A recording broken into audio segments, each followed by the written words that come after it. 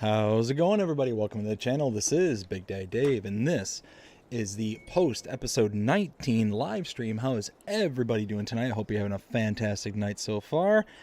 Let's see, be good if I turn my phone off on silent. Now we're talking. How is everybody doing out there tonight?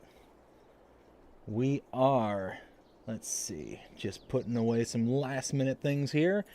And I already see there's chatter going on. Jody, how's it going, bud? Hope you're having a fantastic night so far. And hashtag do some farming. Oh, I plan on it, Jody. Don't you worry. Don't you worry. How you doing tonight there, Jody? You having a good night so far? Let's see. So I am just checking a couple of things. We're going to wait a few more minutes to see who all joins us tonight. Let's see. Stream health is good. Everything's looking good on my end. Let's break out the chat. Pop out. Minimize. Ha ha ha. Now we're ooh, what? Huh. Okay, that's a new animation by me. Sorry, just got distracted with some new stuff. We got Six Guns 12. Hi from Tennessee. Hey, Six Guns, how you doing? Hope you're having a fantastic night so far. So we're just waiting 1 or 2 more minutes to see who all joins us here. If you're out there in the chat, go ahead and give yourself a shout out like Jody and Six Guns did. Just unfortunately, YouTube does not give me any sort of roll call, so unless you give yourself a shout out, I have no idea that you're out there. Let's see, that's all good. As you can see, we got some contracts all lined up. We've got a cultivating contract, got that right in front of me, and a couple of baling contracts, and they are going to go to the farm productions, which is what I refer to as the chemistry set there on the farm. So we're going to go ahead and just take from our chemistry set, dump right back into it, and then get all the grass off of it, because as far as I'm aware, we are absolutely stacked on grass. I'm sorry, on hay. Oops, that was what I was looking for. Oh yeah, over 1 million liters in hay. We're still producing a bunch of silage with it. I mean, you just can't turn that down. Just can't. It's awesome. Love it. Let's see. Six Guns says I'm doing some FS22 too. Awesome, nice. Which map are you on tonight?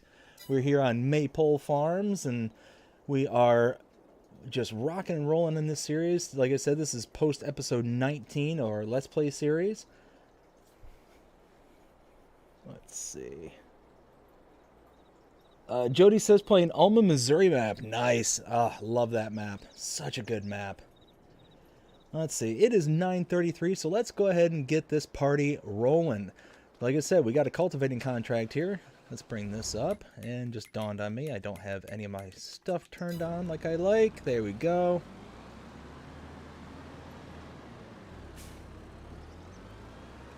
So this, where is this cultivating? 64?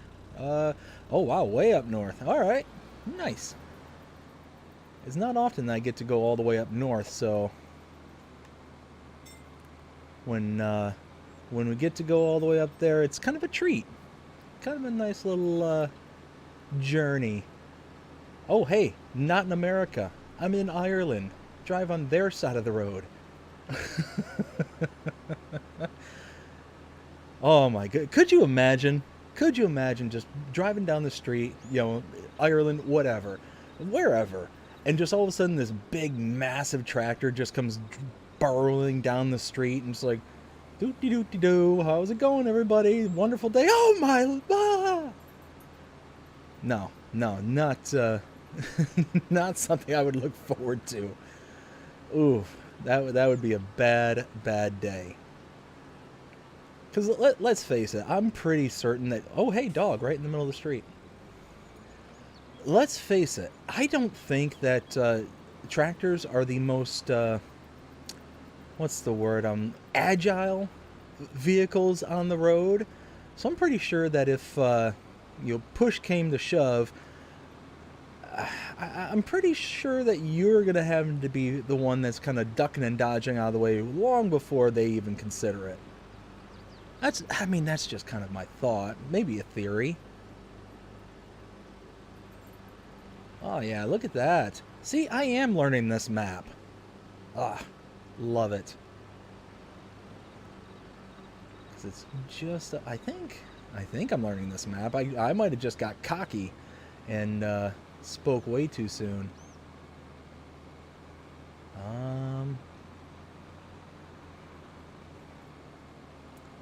Oh, no. Ah, ha, ha, ha, ha. Now we're... I was wondering if I...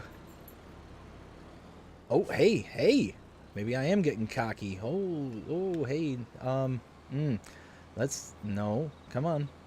No. You... Yes. There we go. Nice. Let's drop this down, and you know what? Hold on. It's kind of an odd-shaped field, so we're going to just come right into here. And we'll start this way. We'll just turn the worker loose. And then I see there's a bunch more chat going on, so I'll go ahead and catch up with that in just a second. Well, bam, just like that. All right, well, now we'll let the worker go to town. Let's see. So we got Jody saying, eating some barbecue. Ooh, what kind of barbecue, bud? I love me some barbecue. I'm kicking around the idea of making some smoked ribs. We've got one of those electric smokers, and I was thinking about doing some of those up here soon, because I've been just having a huge hankering for some good ribs. And I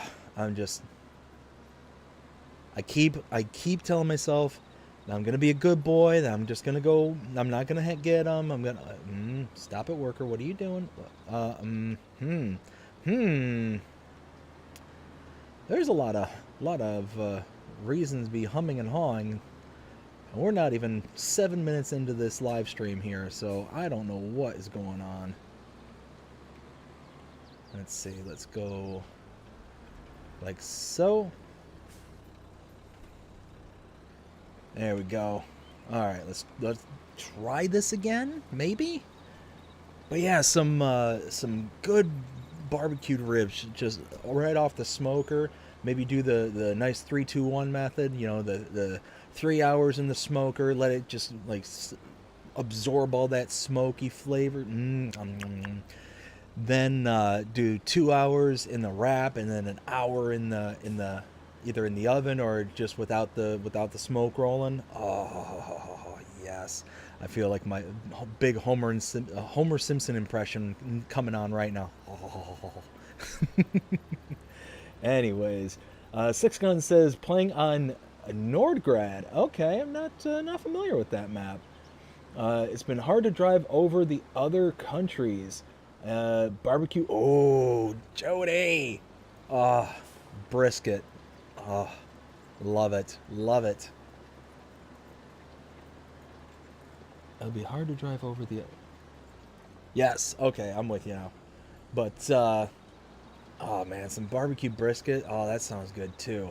That is one thing that I have yet to try to smoke, is some brisket. That's just one of those that... I don't know, almost a little intimidated to do so. It's like, do I want to spend all that money to get a nice, brisket, do the trimming, do all that stuff, and then, somehow, some way I screw it up? I can live with, sacrificing maybe a $10 sack of ribs or something like that. But if I get my hands on like a nice like $20, $25 brisket and all that stuff, maybe even, probably even more expensive than that nowadays. But I'd hate to ruin that. What do I have to eat tonight? Well, that's kind of a complicated question, or I should say a complicated answer. So tonight I ended up watching the little one by myself, and I ended up having to go out to the store immediately after work, and I kind of got sidetracked and all that stuff, so I got a late start going to the store, and then I had to go kind of last minute to a couple of other stores that were way further out of the way than I was anticipating, and I didn't end up getting home until about 7 o'clock at night. and I had to scramble to make the little one dinner, and I decided that I was gonna make her, because I took all this stuff out in advance, and I was gonna make her some homemade like hamburger helper meal, but not like the box stuff, like all the individual components. I made some. I got some ground turkey and some noodles, and I made this little cheese sauce. And I took the burger, and I did I browned the meat, added seasonings and all that stuff, and I made this really good cheese sauce and whatnot, and I mixed it in with the noodles and all that stuff, and she went to town on that. Well, by the time that it was all said and done, it was getting almost about 8 o'clock, and it was one of those, like, I was just scrambling. I still had to give her a bath and do all this stuff. So at the same time, I was cooking what I was going to have for dinner, which was going to be a burrito bowl, or at least what I call a burrito bowl. But essentially all it is, it's just like taco meat with I'll put in like well, in this case, ground turkey, because that's what I had taken out for my daughter. I took some ground turkey, I browned it up with some taco seasonings, added a can of fire roasted tomatoes, fire roasted green chilies, cooked that all down, let it simmer for a while, and then added a whole bunch of rice right directly into it. Let that soften up and get all nice and good. Let all the flavors marry and marinate together. And then after everything was said and done, I was going to add my homemade, it's a chipotle, I call it chipotle mayo, but there's not any mayo in sight. But essentially what it is you take chipotle peppers in adobo sauce. You can get that at like your international food aisle. You take that, and in the blender, you blend it with some Greek yogurt. You can put mayo in it, but I tend not to. I was going to add a little bit of, what's it called? Cottage cheese, some garlic powder, some onion powder, salt, pepper, and dillweed. And you take all that stuff, you blend it all together, and it's kind of this like spicy kind of mayo. And you take all your favorite taco toppings, lettuce, tomatoes. I mean, I've got all the tomatoes and stuff already in the meat. But I was going to take, corn, avocado, all the good stuff for a taco. Throw that all in a bowl with the meat and rice, and top it off with some of that chipotle mayo. Oh, is it so good. Like I said, I was so busy that I ended up just kind of munching away on leftovers that my daughter had. And just kind of put the rest of my stuff in the fridge, and I'll end up eating it tomorrow for lunch, or maybe even like a midnight snack or something like that after the stream, maybe. We'll see how things go. But let's see. Sounds real good. Oh, I tell you what, that's one of my favorite meals. And my wife, she's not really the huge Tex-Mex fan. I call it Tex-Mex, but it's that kind of traditional American Mexican kind of food, and she's not a huge fan of it. So it's very rare that if she's home, I get to have it, kind of thing. So it's not like she prevents me, but it's it's either I have to cook 3 meals, 2 meals, like multiple meals, or I don't eat that particular meal. So it's only when she's like, I'm really in a hankering for X, and it's something that I'm not too fond of, that I'm like, okay, I'll make you that. I'm going to make myself this. And oftentimes my daughter will eat some other thing, because she's getting to that age where she's getting picky. She's developing that kind of her sense of taste and all that. And it just dawned on me, I'm sitting here chattering away, and I could be doing other things. Let's see. What am I doing? Let's grab that. There we go.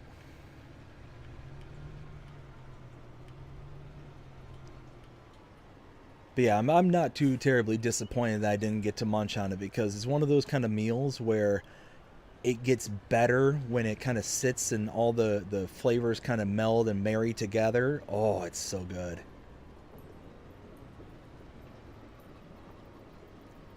Go ahead and go here. You know what? Why am I taking the hard way? Instead of doing like 50 loops around like I'm in the tractor NASCAR, how about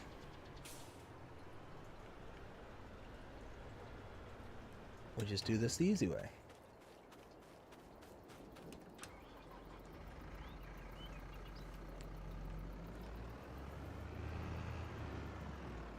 There we go. Drop that down like so.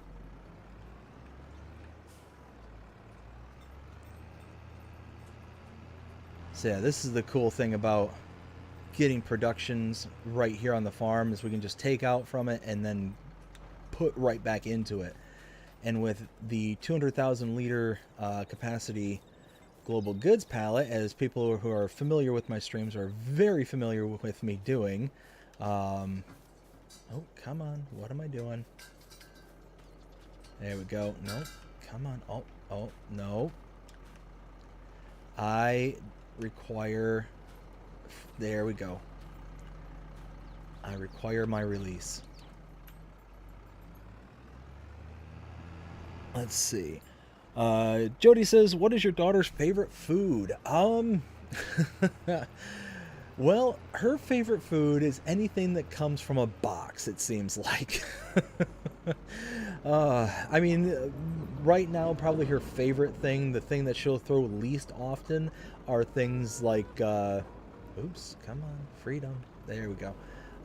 Things like chicken nuggets and Velveeta mac and cheese. Those are like the go-to kind of stuff. Like, if she refuses to eat anything whatsoever that we put in front of her, that will go with those, and tends to be a winner, you know. Or in winner chicken dinner.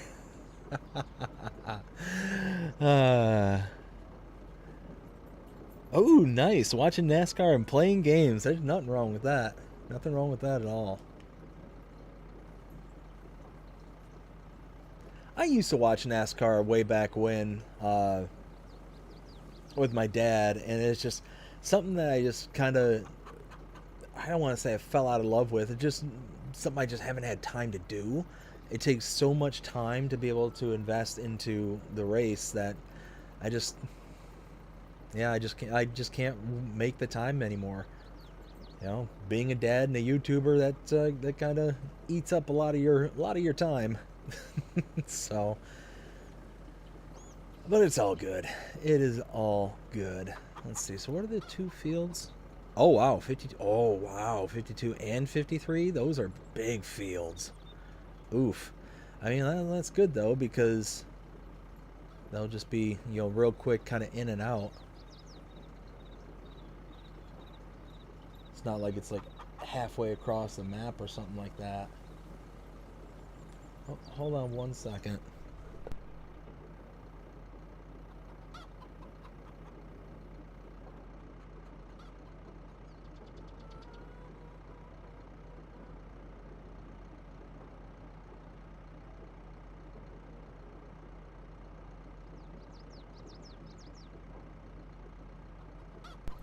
Alright, sorry about that. Don't know what was going on, but my dog was trying to eat something, and it looks like he was successful in doing it. Don't know what it was though. Let's see. Jody says, love mac and cheese. Oh, me too. Me too. Love me some mac and cheese. I actually just learned how to make like the best, creamiest cheese sauce. Just here recently, as a matter of fact, maybe within the past few months. Like, I was always used to doing like the traditional kind of like roux style, where you take, you know, flour, milk, and you kind of brown the flour, doing all that kind of, like, doing it that way. But I found a way that's significantly easier and better. And it's like nacho cheese style cheese sauce. It is fantastic. But you have to be very specific about what you use for it. So what you have to do, I ended up going on Amazon for this part, but you can get it in these bags, and it's something called sodium citrate. And all it is salt that is derived from fruits, hence sodium, salt, citrate, from citrus. But you take milk, heat it up, and once it gets to like a pre-simmer kind of stage, you start dropping in your cheese.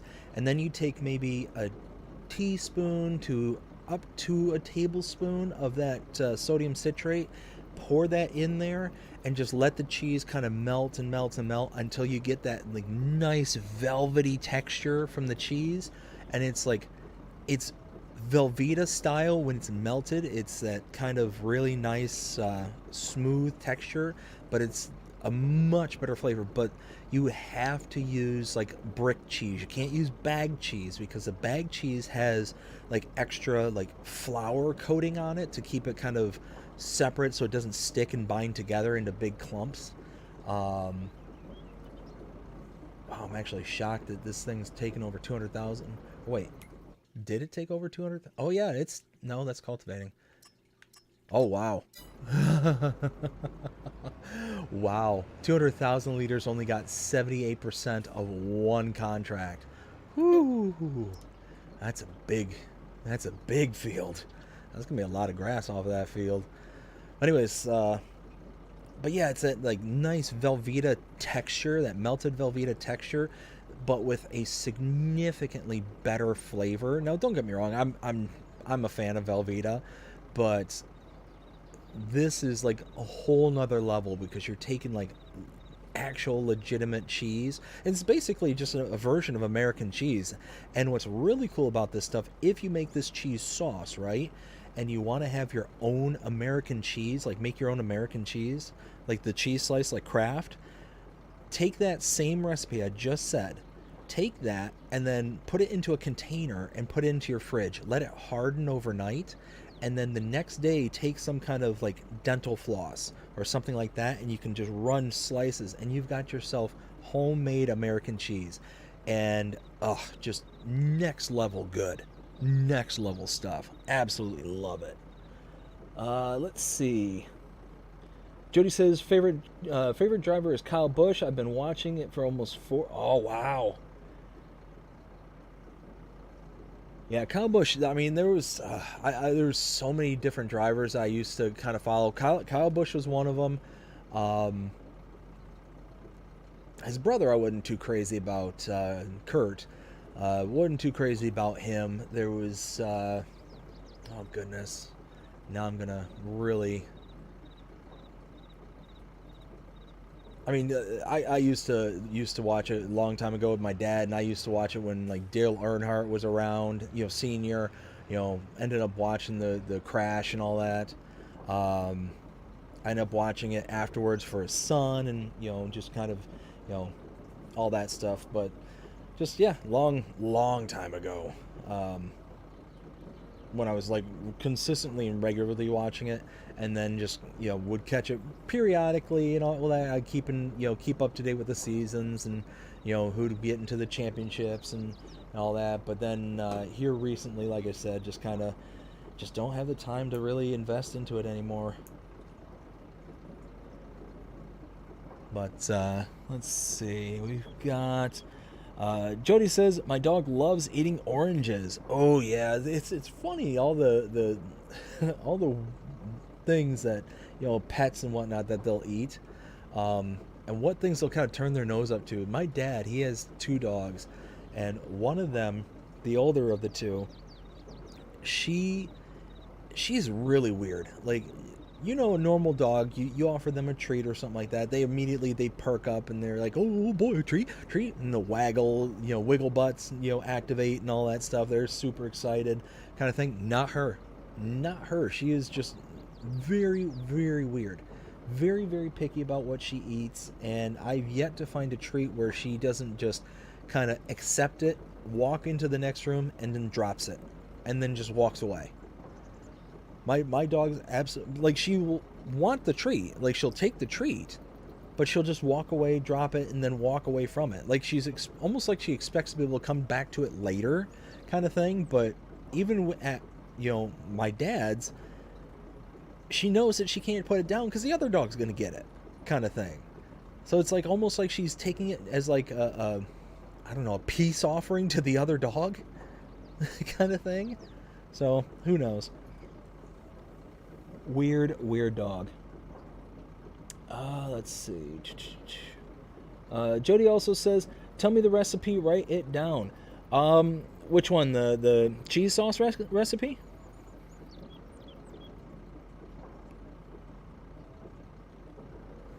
The cheese sauce recipe, like I said, oh wow, even that one's only 82%.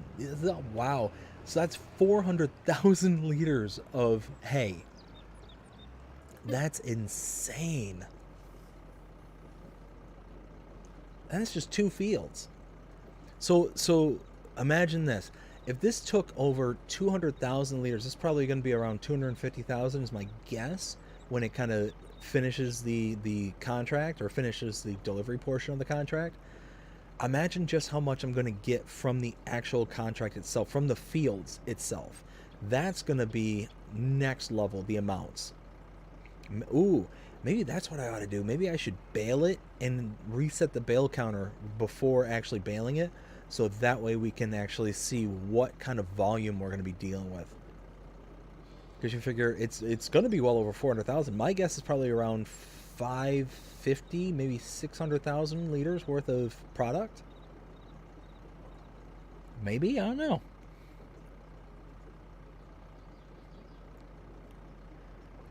Bush is 66 NASCAR racing. Nice.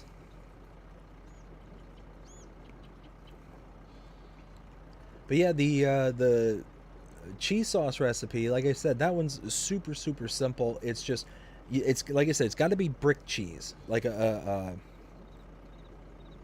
can't be bagged pre-shredded cheese because they put flour and stuff on it, and that just completely ruins and throws off the rest of the recipe. But oh, sorry, I just had to take a drink and drop my headphones at the same time. There we go.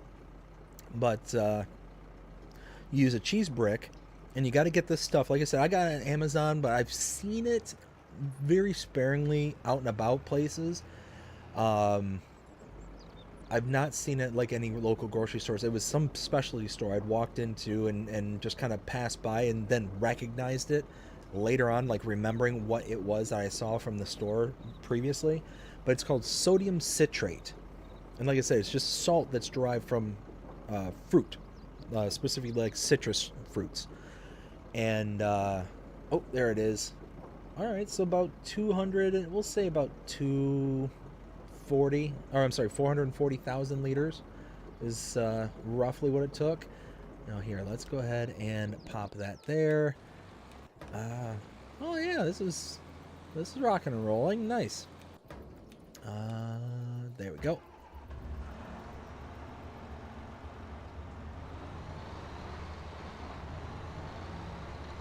But yeah, so you have cheese, you have the sodium citrate, and you have milk. That's it. Those 3 things will get you the cheese sauce recipe. And like I said, it is the smoothest, like nacho style cheese. Like it's absolutely, it would go perfect with like nacho, like actually making like a plate of nachos and have that golden velvety style of cheese. Oh, it's good. Let's see. What kind of dog does your dad have? So my dad, he has, like I said, he has the 2, and they're kind of like hound mixes. Like the one he just got here recently, because several weeks ago, my dad's Saint Bernard that he had passed away. He had to put him down, and there we go. So shortly thereafter, he ended up getting another dog, and that was a little hound mix. I'm not quite sure what kind of hound it is though. And then the other dog that he has is also almost like a beagle hound mix kind of deal. But it's really scary on how almost identical the 2 look. like pattern wise, like the kind of color pattern that they have, because they're, whoa, hello, I'm sorry, were you trying to drive here too? Let me go. There we go. I keep saying it, if I were to drive in real life the same way I drive in this game, Big Daddy Dave would be would probably be arrested for sure. Danger to society. Anyways.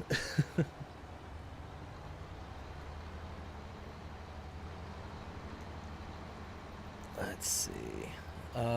So yeah, it's like like they're both kind of hound mixes, I think. One I think is more pure than the other. The puppy I think is more pure hound than the other. I think the other one, like I said, is kind of a beagle mix. But again, I could be wrong about that. But they're both really good dogs. Really, really good dogs. Was really shocked in how smart the new one is. She's only, I don't know, a few months old now, and she's already picking up on, you know, things really, really quick. She's very easily trained, and it's just real mild tempered. And what was really cool, like I said, because my dad has the older dog, well, older of the two, and she was starting to gain a lot of weight because she was very, very active and would keep the big Saint Bernard active, but he eventually got got to the point where he just couldn't be active anymore. So she was, wasn't getting as much exercise, wasn't, running around as much as if she used to, kind of thing. So she was starting to put on weight and whatnot. Well, now that my dad has the puppy and the puppy has the puppy energy, she has lost a significant amount of weight very, very quickly. So it's really, really cool to see. And she's playing and running around like she used to, and when the older Saint Bernard was able to and willing to run around and play and have all sorts of fun too. So it's real cool to kind of see her like getting back into that kind of, I don't know, mindset, for lack of a better word. Let's see.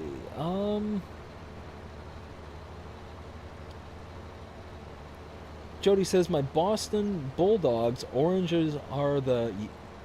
Whoops! Hey, I'm reading and not driving. Let me just stop real quick and read. So it's the Boston Bulldogs that likes the oranges, and having good brushies right now. Brisket. Yes. Oh, Jody, you're making me jealous. Is Velveeta cheese good? I mean, for what it is, it's okay. Like I said, I know I use it in like certain recipes where I want that kind of creamy kind of texture from cheese. You don't want that kind of like if you ever take shredded bag cheese and throw it in the microwave, how it just kind of melts and is like a lump kind of thing. When you actually want that kind of smooth cheese kind of thing, then Velveeta is really good in that regard. But it's not like, there's better out there. That's probably the best way to put it, is there's better tasting stuff out there, and I personally think that kind of homemade stuff that I make, I think is far better. I mean, and that tends to be the way that most things work out, is most homemade things tend to be better than the kind of mass-produced products that we can get out there. Because you can kind of control everything that goes into it, everything that everything that you want to put into it, and you only put in things that you're going to like, kind of thing. It's like, it's not like you're going to get something in there that is going to be kind of offensive to your palate, kind of thing. So that's kind of how I look at it, is Like I said, I love me just making things at home and doing things that way. I'm all about it. I am all about, any chance that I can substitute and make things myself and not have to rely on buying it from like the store or something like that. Because especially if you like read through like some of the ingredients lists on things and stuff like that, like it the fact that a lot of our foods we can't even pronounce half the things that are on the labels is really scary, really sad. Like I said, the cheese sauce recipe I said before, it's cheese, sodium citrate, again, salt, and from citrus, and milk. That's it. Three things. That's it. But if you were to go and read the side of a craft, American cheese slice thing, you're gonna see sodium citrate in there. You will see that in there, but you're gonna see dozens upon dozens and dozens of other things in there as well.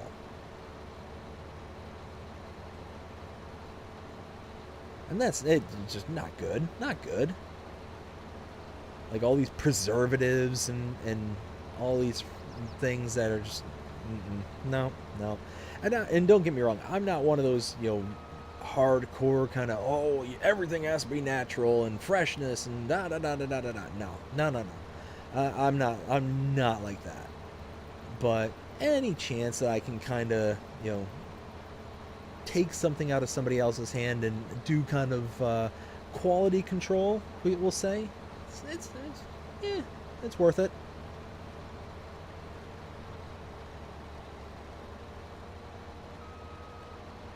Let's see. Now let's go ahead and turn the worker loose. Like so. And let's see what we got going on here. Oh, is it done? No. No, wrong. 91%. So we're close. I mean, they did all but 9% of it.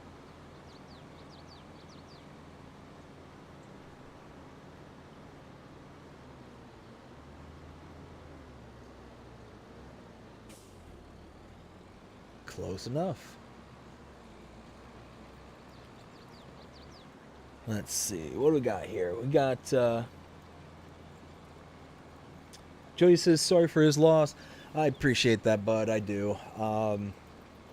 Yeah, it was really devastating because especially for my dad. I mean, that was his dog, and what was really hard about it is that was my mom's dog when she was still alive, and my dad took that very, very hard because that was like the last thing that he had that was like, still like that attachment to her kind of thing. So it stirred up a ton of real hard memories for him, and a lot of really tough nights for him.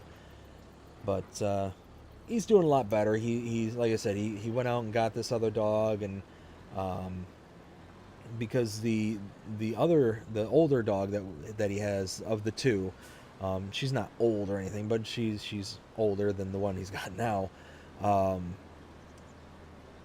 She was taking it really hard too. She was really mopey, really upset, didn't want to, kind of almost like she was withdrawing from things. And then my dad got this puppy and brought her into the mix, and now she's like night and day different, like night and day. And even I noticed just how kind of mopey and upset she was, kind of thing. Because those two, her and the Saint Bernard, they were just as thick as thieves. They'd be cuddling up together and just relax, and they'd play together, and the whole 9 yards. The whole 9 yards. They were best buds. And yeah, it was really, really sad to see her go through that, and then on top of that, all the emotions from everything else. It was just, yeah, it was rough. But you know, it was end up working out. End up working out because now she's got a new little buddy that she's playing with, that she's really having lots of fun with, and is going to keep her young for quite some time. You know, especially because of all the running around that they do together. Let's see. Jody also says, drive like that in real life and the car insurance will be through the roof. Whew, I don't even want to imagine. You know what? Let's not submit any of my footage here on this channel to my car insurance company, because they might want to use it as leverage against me and say, you know what?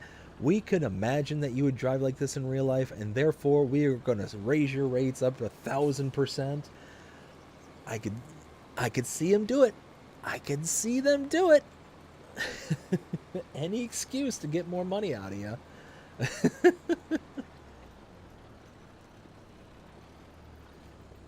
And there we go. Now we're cooking. Bam. Let's see. I really don't need to harvest much.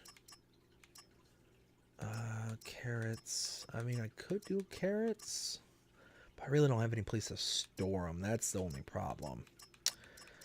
I could do wheat and oats, or I could just do baling. I could just... see, silage. I mean, it's all silage, but I could do this one to the lumber yard for 104. Where's 104? 104. It's bottom right. There it is. It's just south of that main farm there, in the southeast portion of the map, southeastern quadrant. So yeah, okay. About 128. Oh, that's see if I had one that was closer to where I'm at. 42. Oh, that's not too far. How about that one? Boop. There we go. Let's go in the bale market, so that's not too far away. Whoops. Why did I do that? Okay, well that worked. Alright, here, let's do this, and then we'll deliver this silage over to the bale market.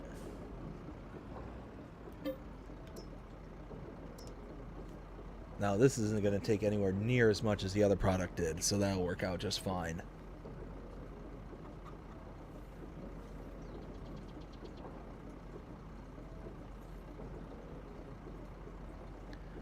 Let's see. Travis Klein just subscribed to the channel. Thank you, Travis. I appreciate you subscribing. Let's see. So yeah, we're just going to probably get up to 100,000. I don't think it's going to take that much. This is a significantly smaller field. I mean, we're talking 10 acres, 14, almost 15 acres, and then 3. So these were like over 200,000 liters each. You know what? Yeah, we'll take 100,000 with us. I don't think it's going to even take that much.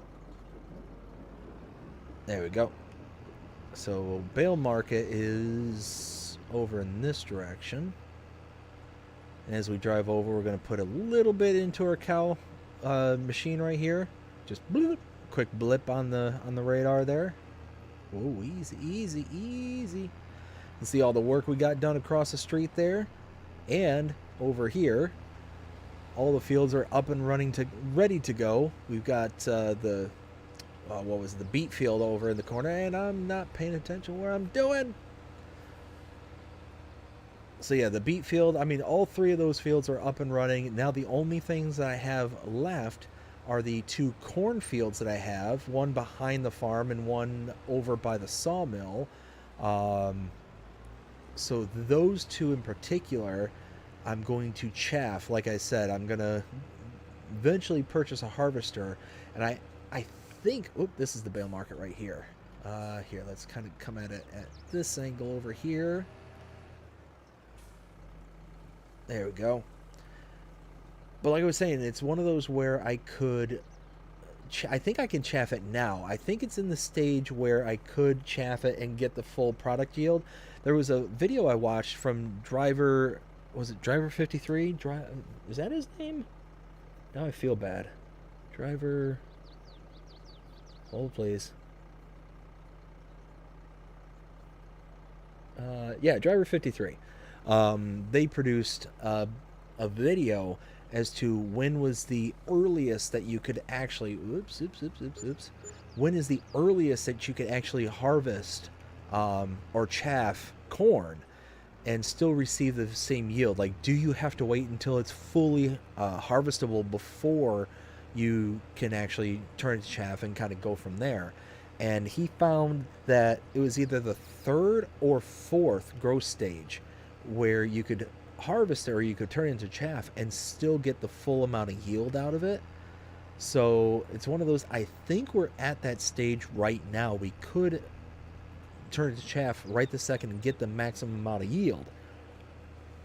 So one of those, I think we're going to be doing that here very, very soon. Maybe even in the next episode. Foreshadowing. Let's see. So we are going to put this back over here. We've got all 3 contracts delivered. All of them are delivered. We don't have to do anything else with the delivering. We do need to finish mowing and collecting, though. So let's see.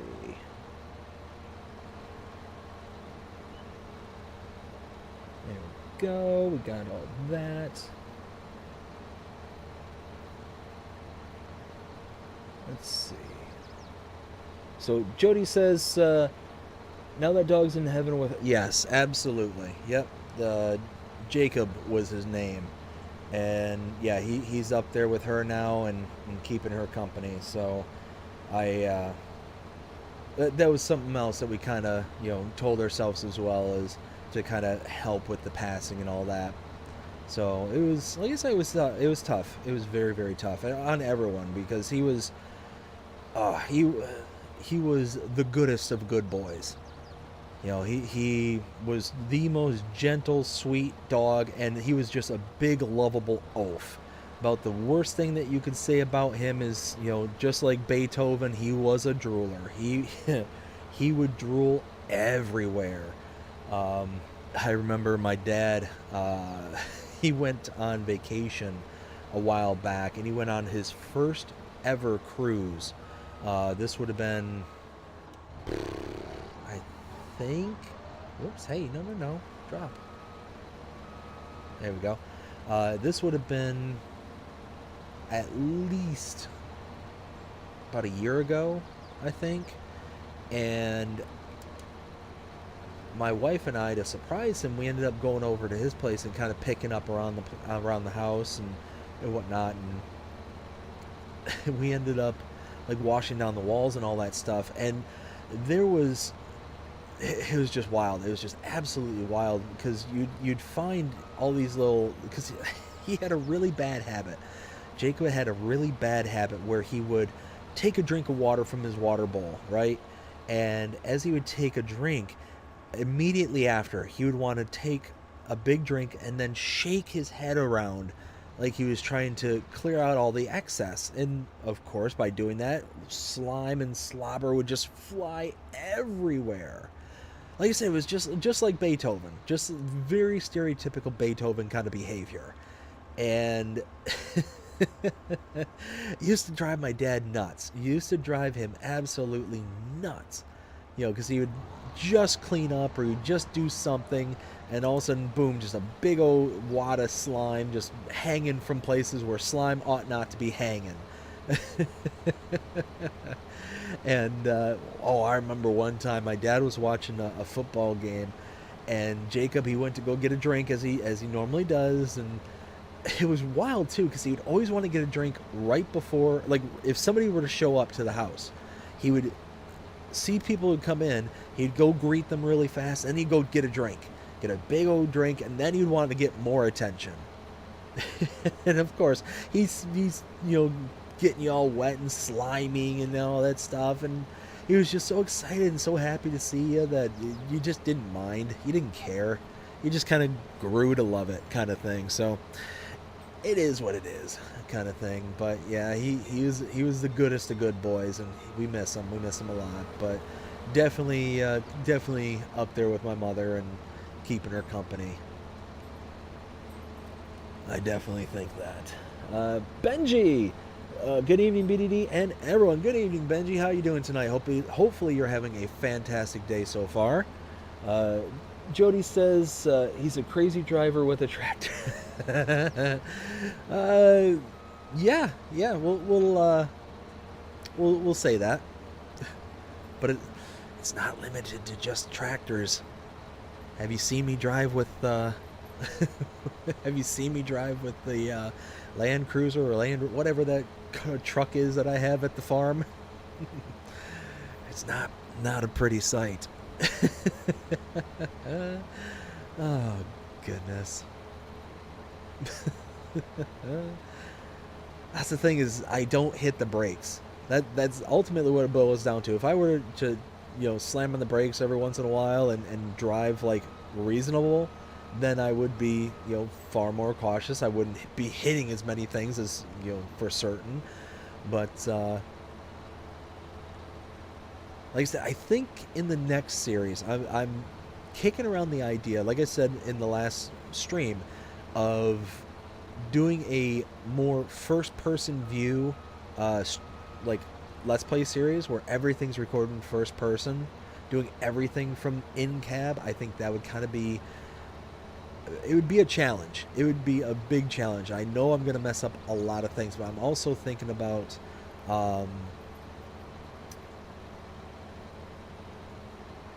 like being more realistic in driving and in like all that stuff. Like if I'm gonna do the first person, like kind of realistic kind of point of view, then I think I'm gonna also do the kind of realistic driving, realistic, like more so realistic.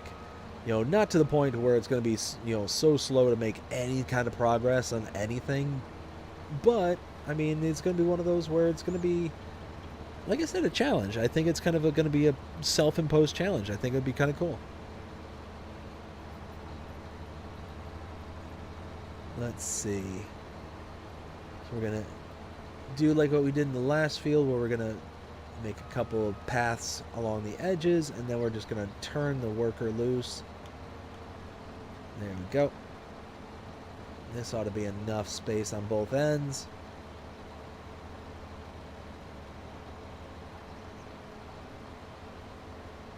There we go. And I think something like that. There we go. Now let me catch up with the chat. We've got Jody says, hey, hi to Benji. Benji says, just teleported from Nebraska. Ooh, nice. And Benji says hi to Jody. Jody says, how is it going, Benji? Benji says, doing great. Just finished eating. Ooh, nice. We just literally got done talking about eating and what we were doing for dinner. But hold on just one sec. I'm going to mute my microphone real quick. I'll keep the game going. Just need to take 1 second.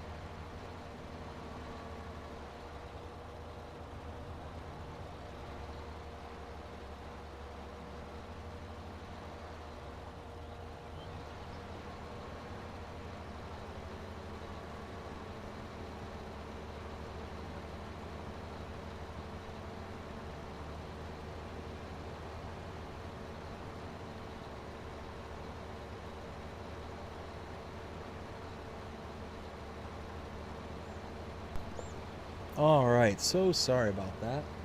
The missus was getting ready to go off to bed and wanted to make sure I wished her a happy Valentine's Day again and do all that fun stuff. I keep bumping into him. Oh wow, I'm bumping into everything.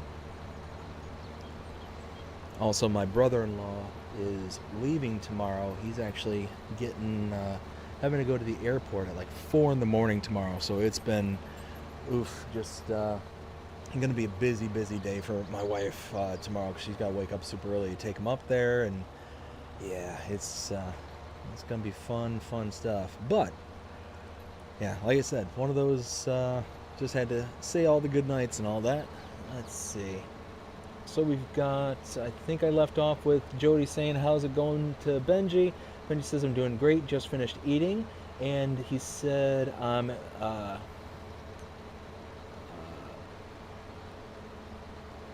having my first look at Recanto da Alvarada. Okay, nice. That's a pretty good map. I actually just did the map update for it here recently, if I remember right. Saskatchewan says, let's go Chiefs. I'm hauling wheat for this Friday on Grain Farm. Nice. Saskatchewan, how are you doing tonight? Hope you're having a fantastic night so far. Jody says, how much is that contract? So the 3 contracts are, let's see, 20,000 for field 52, which is the one that was just in front of me. 53 is 27,000. That's this one I'm on here. And the other baling, the small one, is 9,000. So you figure I'm going to be making almost 60 grand in these 3 contracts alone. Not too shabby. Saskatchewan says, awesome. Glad to hear it. Let's see. So we are just rock and rolling here. Get up on Friday at 4 a.m. Oof. Oh, 4 a.m. Saskatchewan, why? You got like work? Are you going somewhere? Like, ugh. 4 a.m. I'm not really one to talk here. If I've got lots of stuff to do, like for the channel and whatnot, I'll be up until 4 a.m. sometimes, and then I get up at 8, 9 o'clock when the little one gets up. So I'm not really one to talk, I guess.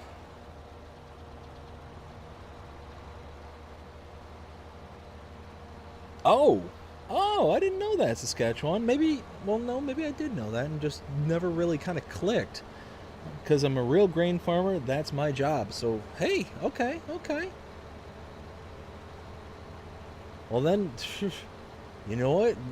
Good on ya, bud. Good on ya. Holy cow, 4 a.m. Hear about the Kansas shooter? No, I didn't hear about that one. Let's see. Yeah, no, didn't hear nothing about that one.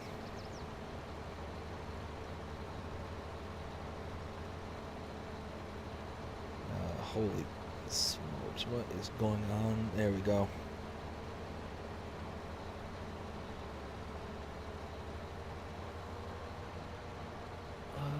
Okay, there we go. Now we're talking. Sorry, I was just trying to figure out something on my end here. Something came up and then hopped off real quick and not sure what happened.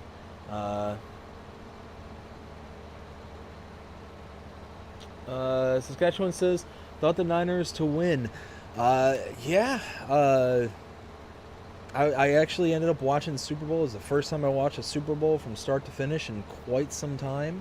Like I said, my brother-in-law's in town, and he really wanted to watch it, so we ended up putting it on and watching it. And it was one heck of a game. I mean, it was just a nail biter from start to finish, and I was really impressed with how every team played. But it was just one of those that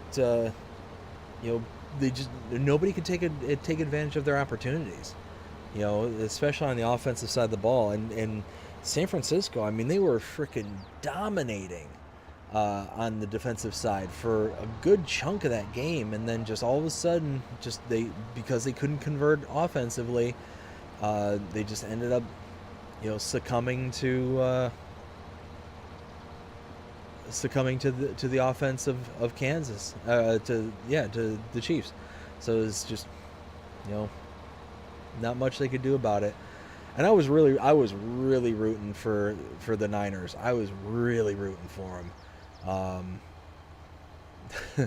One of those that, especially after I saw the one player that Kelsey, I think his name is, you know, bumping into his coach and screaming in his face, like I didn't care to see that.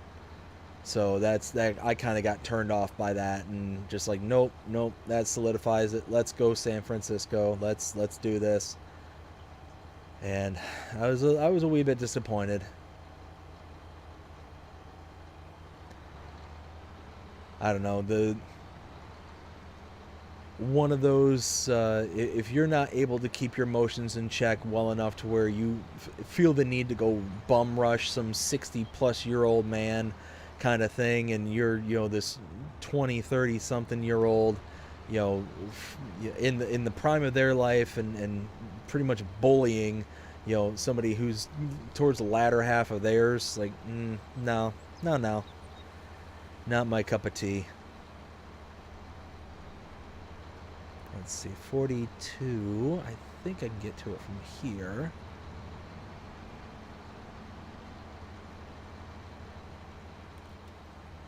Oh yeah, I think this is the way to go, because that looks like the field right, not there, but in the background over there. Yeah, looks like I can get there from here.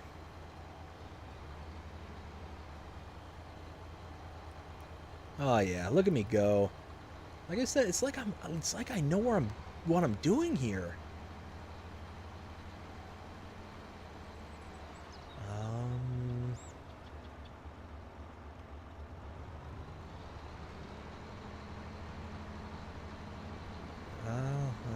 I said that now, but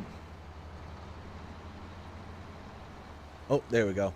That's what I'm looking for. There it is. Nice. All right.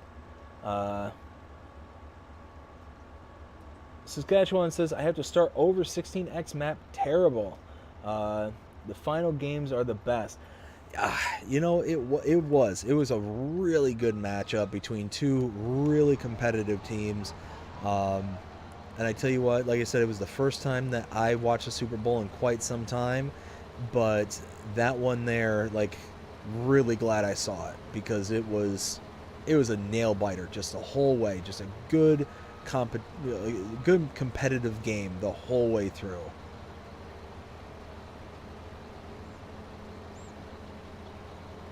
And it was just one of those that each of the defensive sides were just coming in just absolutely clutch every single time they were out there. It was just a nail biter the whole time.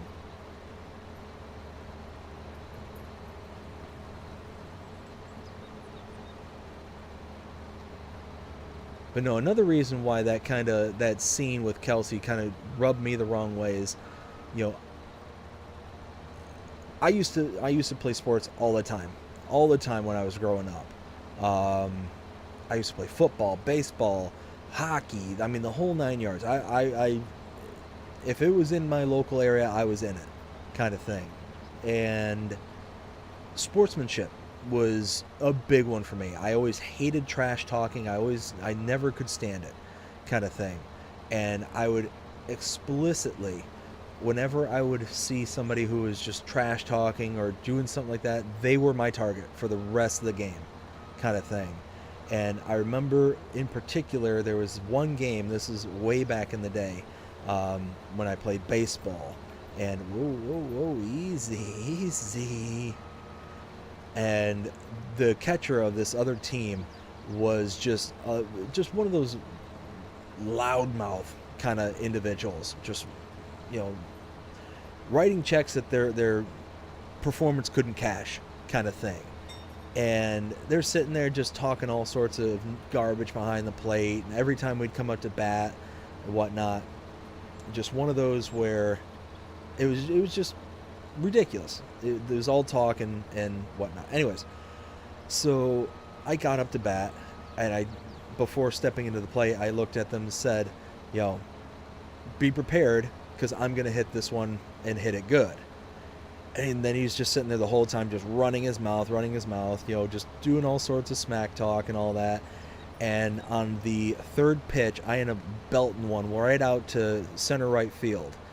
And I end up getting onto, well, went from first to second, and as I'm rounding to second, this catcher ends up trying to throw the ball not to the second baseman covering the plate to get me out, but rather throws it at me, and I'm halfway in between, probably 3/4 of the way between first and second base. And because he chucks it at me rather than chucking it at the plate, I see it coming, I duck down, and it goes back out to center field. I end up getting all the way to third on this error. And from there, I'm smiling the whole time, and you could tell he is just fuming at this point, just so mad that what I said, like, it got under his skin, kind of thing. But that was the only thing I said to him the whole night, kind of thing. And at the time, I played first base. So on that, we ended up, getting me in. I, ended up getting in and scoring a run. and I got a little, not verbose, but a little extra on the home plate. Gave it a good stomp and let him know I was there, kind of thing. Well, when it was his next go around to the bat, he ends up hitting one and gets it out to center field, but he only gets, on first base. Like I said, I'm on first base. Well, they end up throwing it. It wasn't to center field. No, I'm sorry. It was to shortstop, but it just didn't get to us in time, and he was safe. Let's see. Yeah, I'm trying to think of all the details. Yeah, I think it was to either shortstop, or it might have gotten to center field, but it was just short center field kind of thing. Where am I going? Is it this way? I think it's this way. Or no, wait. No, it's this way. Okay. So anyways, I think it was short center field, and center field got it to me. And I pretended to throw the ball back to the pitcher. And the whole time his bench, they saw this from a mile away. Their whole bench is yelling at him, and he's not paying any attention to what they're saying and whatnot. And finally, he takes a step off the... Oop, that's not where I wanted to go. He takes a step off the bag, and I tag him, and I walk in because it was the third out. And you could tell the whole rest of the time he didn't say a word to anybody else. He was just fuming. It was just one of those, like I said, I don't like bullies. I don't like trash talkers. I don't like people who will, like, it's one thing to sit there and kind of, I don't want to say to trash talk if you're good and you're able to kind of write the checks that you can cash, kind of thing. I'm not saying that it's good, because then you're just sounding kind of arrogant and cocky, but at least it's one of those where you're not just some, kind of Chihuahua syndrome kind of person. You're just, doing more barking than biting kind of thing. And yeah, like I said, it was just one of those that absolutely just loved it. Just absolutely loved it. Just to kind of see that kind of karma kind of came back and bit them, kind of thing. And like I said, I don't like bullies. I don't like, people just going out of their way to pick on others and all that stuff. So whenever I see that kind of stuff, I always try to, within the bounds of, what can be justifiable, to make things right, kind of thing. And I'll give you another example. So back in high school, I played football and played defensive tackle, offensive tackle, did a little bit of fullback, because I was a big boy. I was a big boy, so it was one of those that eventually they kind of wanted me to just kind of steamroll. They realized that, hey, I can hang on to the ball very tightly, and Being as large as I was, I would do more trucking than anything. So uh, one year we ended up doing a camp. It was like this football camp, and as I'm going up there, it's pretty much all people, all from all over the state, kind of thing. And there was one person in particular, and I was like one of the biggest people there, maybe with the exception of this one other person. And this one other person, you could tell, from where he was from, he was used to being like top dog. Like, he would just run people over, kind of. He was used to this, so he would just he let you know that, hey, I'm the big dog around here. And he was a big boy, and he was bigger than I was. So it was a new experience because I was used to being the biggest person there in my school, kind of thing. So kind of was it was kind of intimidating, kind of thing. But it's one of those, we lined up for a kind of play where one person would be in the ready position and the other one would be holding a blocker's pad. And the job was to get through the blocker and push them back to, a certain predefined line, kind of thing. You'd be about 5 steps ahead, and your job was, if you weren't the one with the pad, to just push them back to the line. Well, what ended up happening was we were both in line, and he's like, oh, I'm going to make short work of this and whatnot. And he sure as heck did, because the person that was in front of him that was doing the blocking was about half his size. So one of those, it was very easy, kind of thing. Well, then it was my turn, and we were, whistles had blown right as I got up, kind of thing. And I was like, yeah, okay, let's see how this goes. Well, whistles blow, and I kind of shout, and I'm like, I want to go. Let me go one time, kind of thing. And they're like, all right, all right. So the coach let it happen. There we go. And then he's like, oh, don't worry about it. This is going to be, this is going to be quick, kind of thing. And just, again, doing a lot of talking, not a lot of biting. Well, I get up there, and he's holding the blocker, and I ended up just wailing into him, pushed him right back, no problem, kind of thing. And he's like, oh, this is, and you could tell he, again, very upset, was not used to having somebody who was able to do that, kind of thing.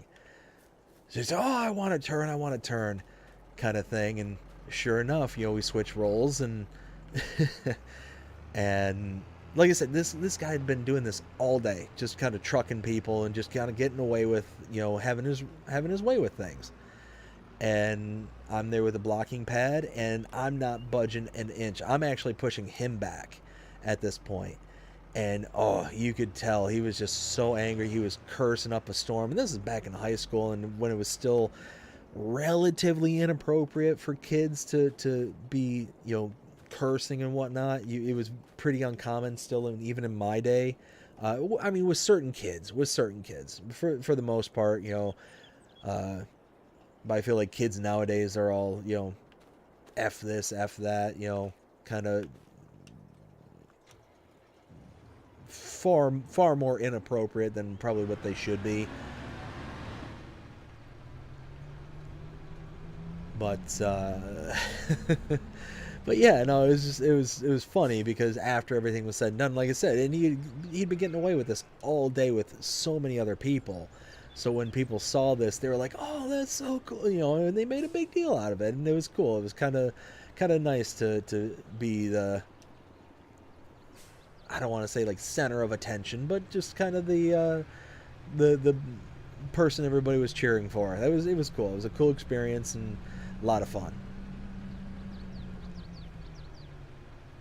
Let's see. So let's go ahead and take the baler up and bale all 3 fields, and then we can grab the trailer and go from there.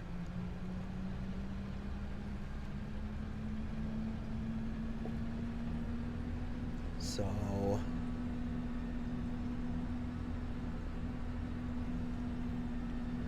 ooh, and you know what? Let me get through the channel members really fast while I'm thinking of it. I just so happened to look at the screen and saw the banner rolling, so let me go ahead and give them a shout out real quick. So give a shout out to all my Tier 2 members. Mark K, thank you so much for being a Tier 2 member. Greatly appreciate you. And if you are interested in being a channel member, go ahead and check out the link in the description below, or on the main channel page, you can click on the join button, and there you can gain access to certain perks that are available to you. Starting off with our Tier 1 members get early access to edited content such as channel shorts and the Let's Play series. You also get custom emojis, custom badges, all of that for 99 cents a month. And then Tier 2 members get all that plus what you just heard a few seconds ago, the shout outs every single live stream. So again, that starts at $4.99 a month. And like I said, if you're interested, check out the link in the description below. I greatly appreciate every single one of my members. Really, from the bottom of my heart, I really do, because that goes to help the channel and the sustainability and the growth. And like I said, I have so many plans as to what I want to be able to do with this channel. I was actually just thinking about it the other day, about some of the things that could be done when this channel starts to generate a little bit more revenue, and I'm able to start, giving back to the community more than just, creating content, but actually being able to do stuff for people. I really want to be able to kind of do that kind of stuff and give back to people who have, so graciously, helped out and have, made this channel what it is today and beyond, kind of thing. I think that would be so amazing to do. Oops, let's do this right. But like I said, that's all kind of, in the works, stuff in the future kind of thing. So really, wait. We need to reset the bale counter. I meant to do that. And wait a minute, why is the bale size all changed up? Huh. Reset. There we go. So we're gonna have to add a bale to that count.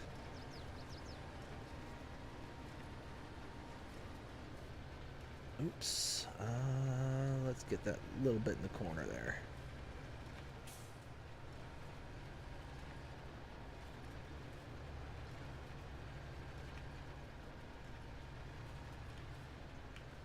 There we go.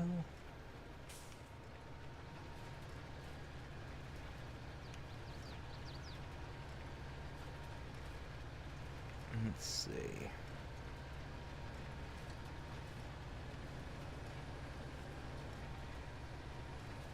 Okay, now we're talking.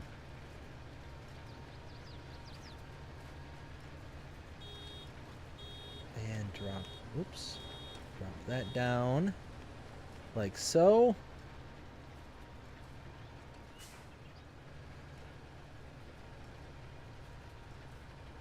Just want to get that. There's a big old chunk right there, and I don't want to leave that behind. Just like that. Perfect.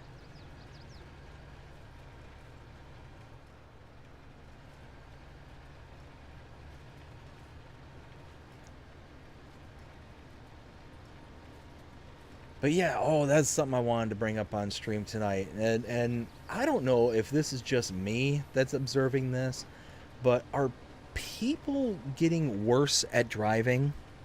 Like, okay, so real talk here. I was coming home from the airport.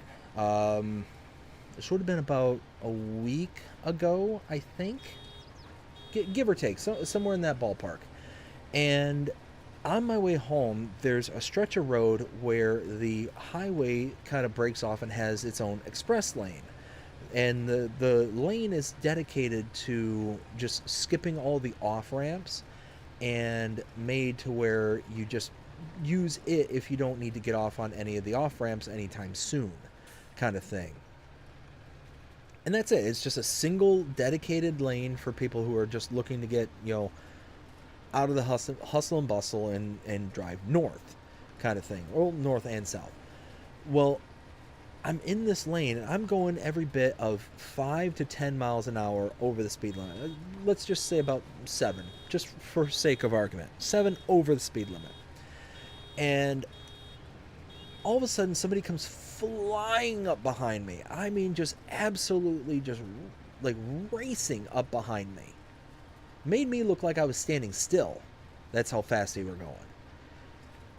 And they fly up behind me, and all of a sudden they're just flashing their lights. And again, it's a 1-lane portion of the road. I'm going 7 over the speed limit kind of thing. And they are just losing it. Flashing, they're swerving. Again, I'm going maybe about 77 that stretch of the road is 60.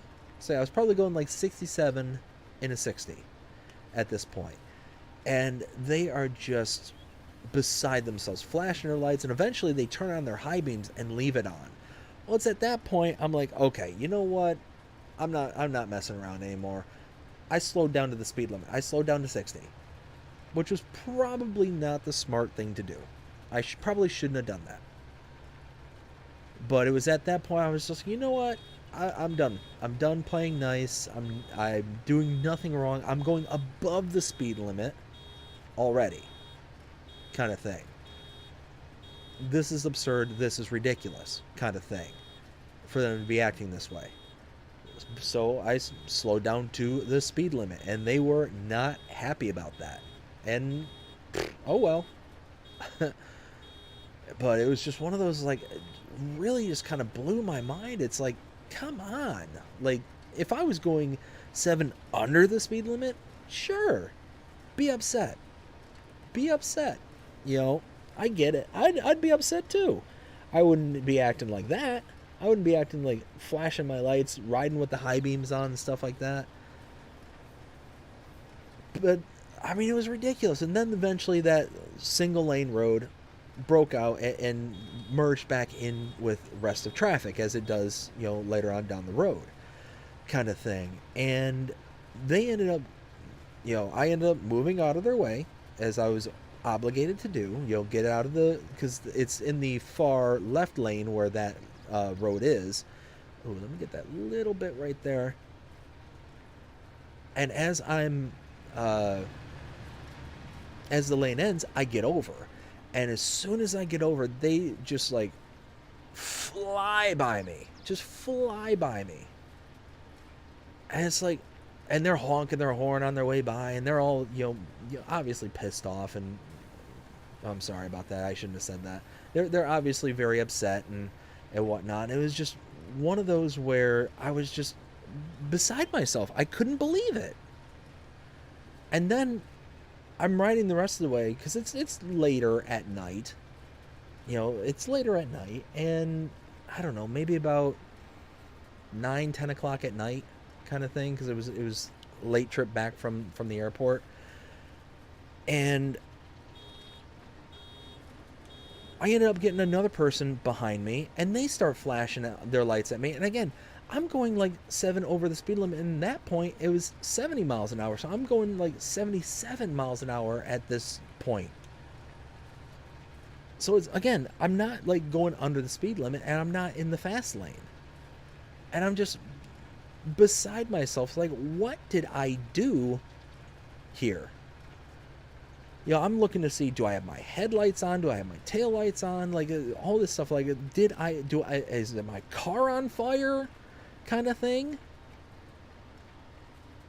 Like, are they trying to get my attention about something that I'm just not aware of? And it's like, no, nothing's smoking, nothing's to be alarmed about. But they're just sitting there, just flashing their lights at me like I'm the problem, like I did something wrong. And I'm just, and at this point, I'm starting to get upset. Like, I'm starting to get really mad. And my wife is in the car too, and I'm starting to get, you know, vocal. We'll put it that, vocal about it. And that always gets my wife upset, you know, whenever I start, you know, sitting there and kind of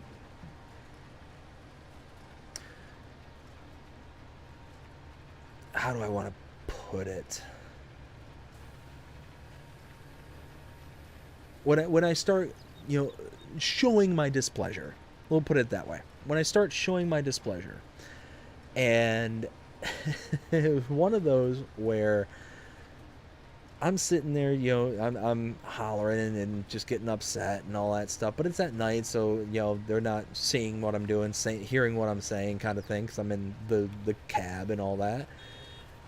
And all I'm doing is angering my wife. And I'm just beside myself with, like, why is this happening? Like, what did I do? What am I doing that's so wrong? And this person eventually, like, I'm still in the right lane, kind of thing. There's a passing lane beside me. They finally get out from around me and then zoom off, kind of thing. And then I get to my exit. And as I'm going down the exit ramp, the light turns green. There's cars in front of me. I can't go anywhere, kind of thing. And the person behind me starts flashing and honking their horn. And I'm like, okay, if I was the person in the front of the line and you wanted me to go, kind of thing, that would make sense. Flashing your lights is only going to distract the person directly in front of you, kind of thing. It's only going to get their attention. Honking your horn may have been appropriate because, yeah, they were kind of sitting at that light for a while, a while longer than they probably should have. I could see honking the horn to kind of get somebody's attention. But the flashing the lights and all that stuff, it's like, what is going on? So I had like 3 or 4 different people, and I looked over at my wife. I'm like, is it me? Am I doing something wrong? Kind of thing. It's like, I'm not in the fast lane. I'm not blocking traffic. I'm not doing anything that's like, I'm going above the speed limit. Like, what is going on here? Did I miss something? Is there like an emergency people are trying to get to? And she's like I said, because of how I'm acting at this point now and using my words, it's getting her upset. And she's like, the only thing that you've done wrong, in kinder words, the only thing you've done wrong is to make me mad. Kind of thing. And I'm like, well, I'm sorry, I didn't mean to, but come on, you see this stuff happening, right? It's like, no, I see it, just you need to chill out, kind of thing. It's like, chill out? It's like, I am chill.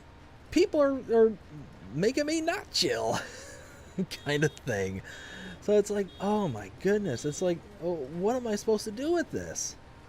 So needless to say, I was not too thrilled the other day, and it was one of those where I was, by the end of the trip, was just so angry and frustrated with the events that had happened up until that point. I was like, you know what? I'm done. I'm just absolutely done. I'm not driving again, or at least I'm not driving down to the city. I'm done with this nonsense. So I don't know. It just, like I said, is it just me? Am I just observing something? But it just seems like people are just so rude here lately. Just so unkind to, whether it's people on the street, on the road. Just, I don't know. Just wild. Just really wild. Yeah. Another good example I noticed here recently is, the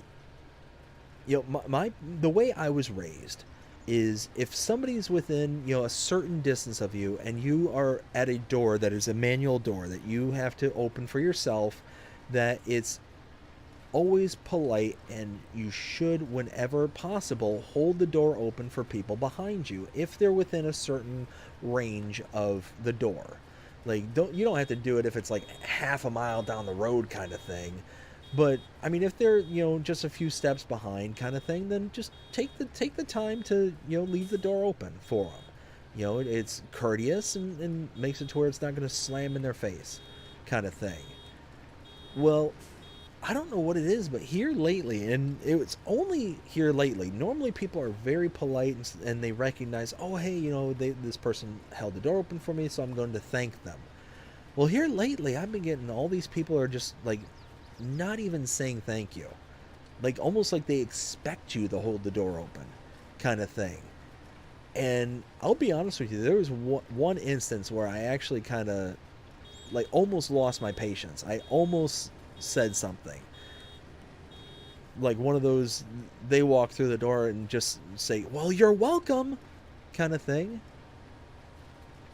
But it's like that's happened like I would say within the past week, like 3 or 4 times here lately. And it's just mind-boggling to me. It just seems like so weird and rude. Like if you had somebody that goes out of their way and holds the door open for you, just acknowledge them, thank them. It's polite. Use manners.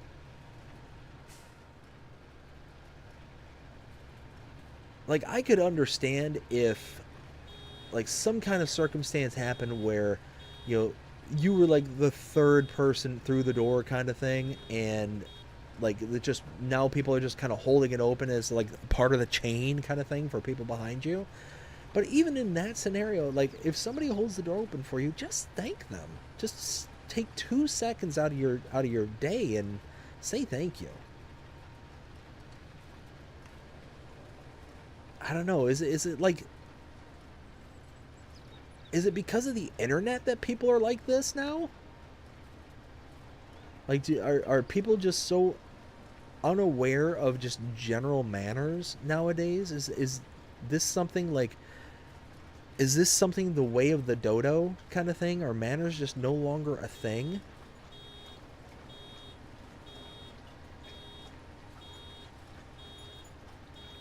Like I know when it comes to my daughters, that's going to be one of the big things that I try and teach them is being, you know, mindful and have manners for, you know, people around you and in the situations that you're in. Don't only just focus on yourself and what it is that you're going through at that point in time. You know, be aware and be observant of things that are happening around you. If somebody holds the door open for you, you know, say thank you. You know, don't put your elbows on the table. You know, just simple things like manners, everyday manners. You know, don't put your elbows on the table. Sit up straight at the dinner table. You know, simple things.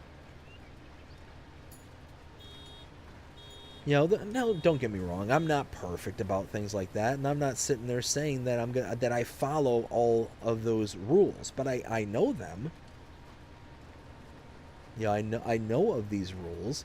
You know, like I said, there are times where I have my elbows on the table. It's just, you know, if like my back hurts or something like that, then I'll lean forward to kind of take the pressure off, kind of thing. And yeah, I'm aware of, you know, elbows off the table, but I need to brace myself, kind of thing. So I don't like it, but it's one of those that I can be okay with it because at least I have, at least in my mind, an excuse.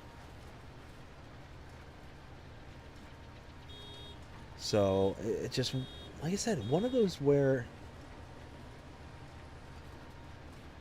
are just manners not being taught to kids nowadays. Are they just not being, are they just no longer cool? Are they not hip? I don't know. I don't know.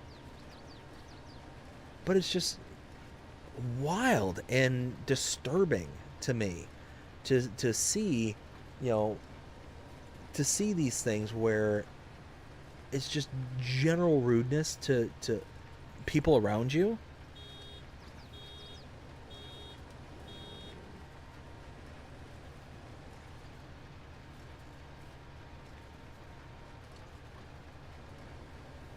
You know, something else I've been noticing here lately is just how people act to, like, workers.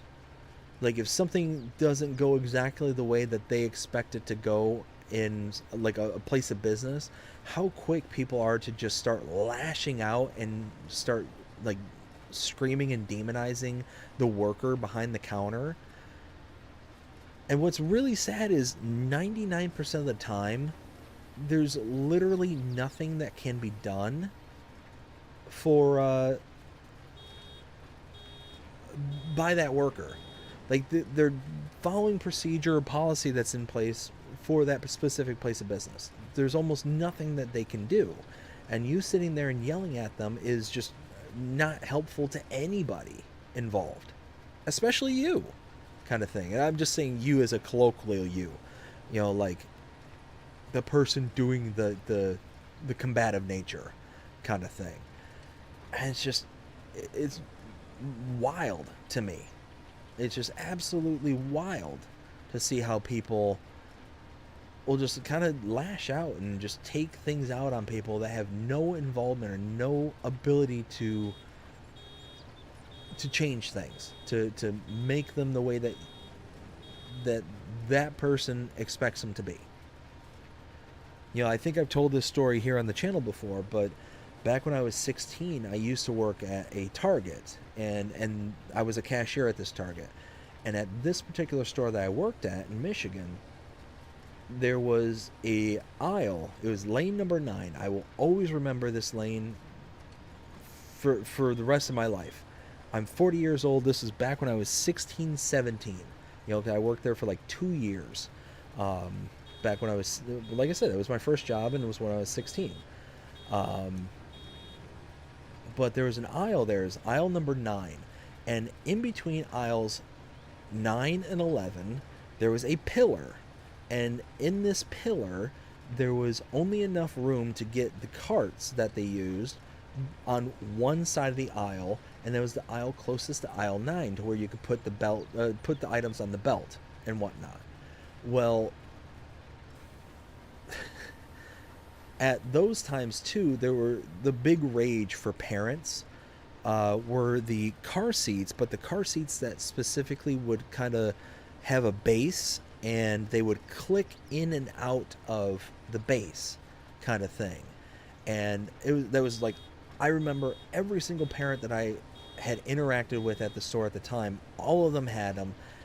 But at and these ones were designed specifically to where if you went to like a normal grocery store, just a normal one with the metal carts and whatnot, you could actually take the baby carrier and click it into place on the cart. It would actually fasten into the cart, because it just so happens it was designed in a way that it would work that way.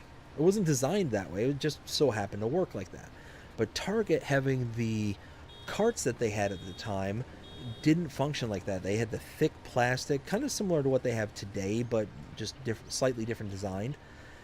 Well, the thick plastic was too thick for the clips to actually function. So the way that parents would have to work is they would actually take their kids in these carriers and turn them sideways in those carts.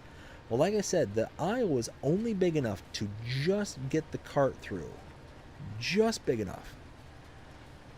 And if you had any overhang whatsoever, you weren't getting through that aisle. Well, this woman came to my lane, and she had a baby, and the baby was turned sideways in one of these carriers kind of thing. And her not paying attention. This is back in the day before cell phones were a big thing. Like maybe like the Nokia bricks were a thing, but it's not like what we have today, where it's like our whole lives are just nose in the phone kind of thing, and like really kind of quote unquote zombied out into the phones. It was just one of those where phone calls were like the thing, and barely the thing. Like I said, it was like the Nokia bricks were like the big thing back in those days.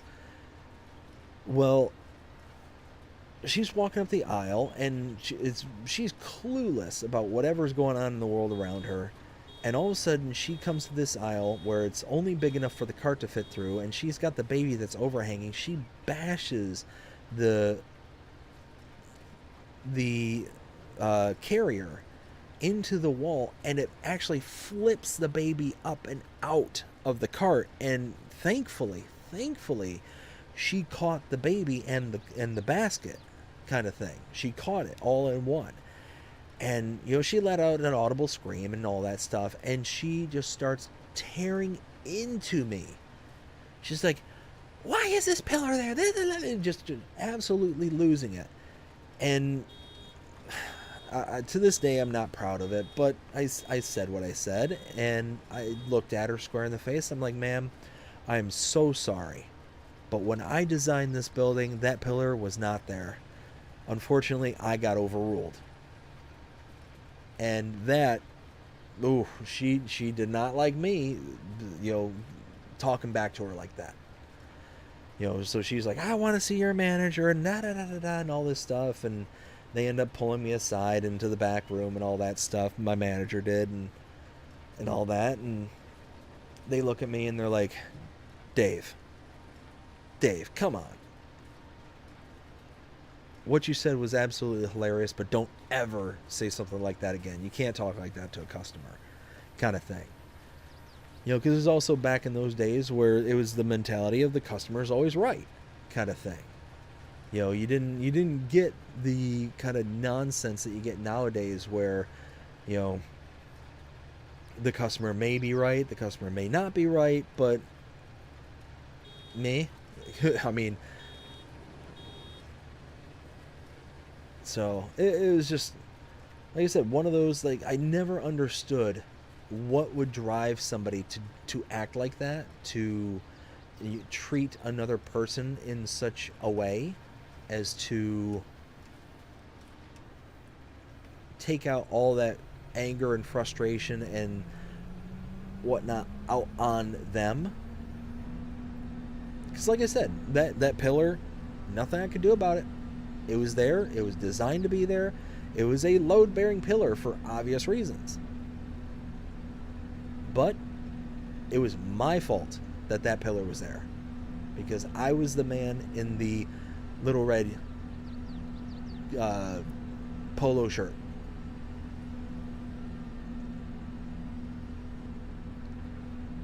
You know, my cousin, he used to work for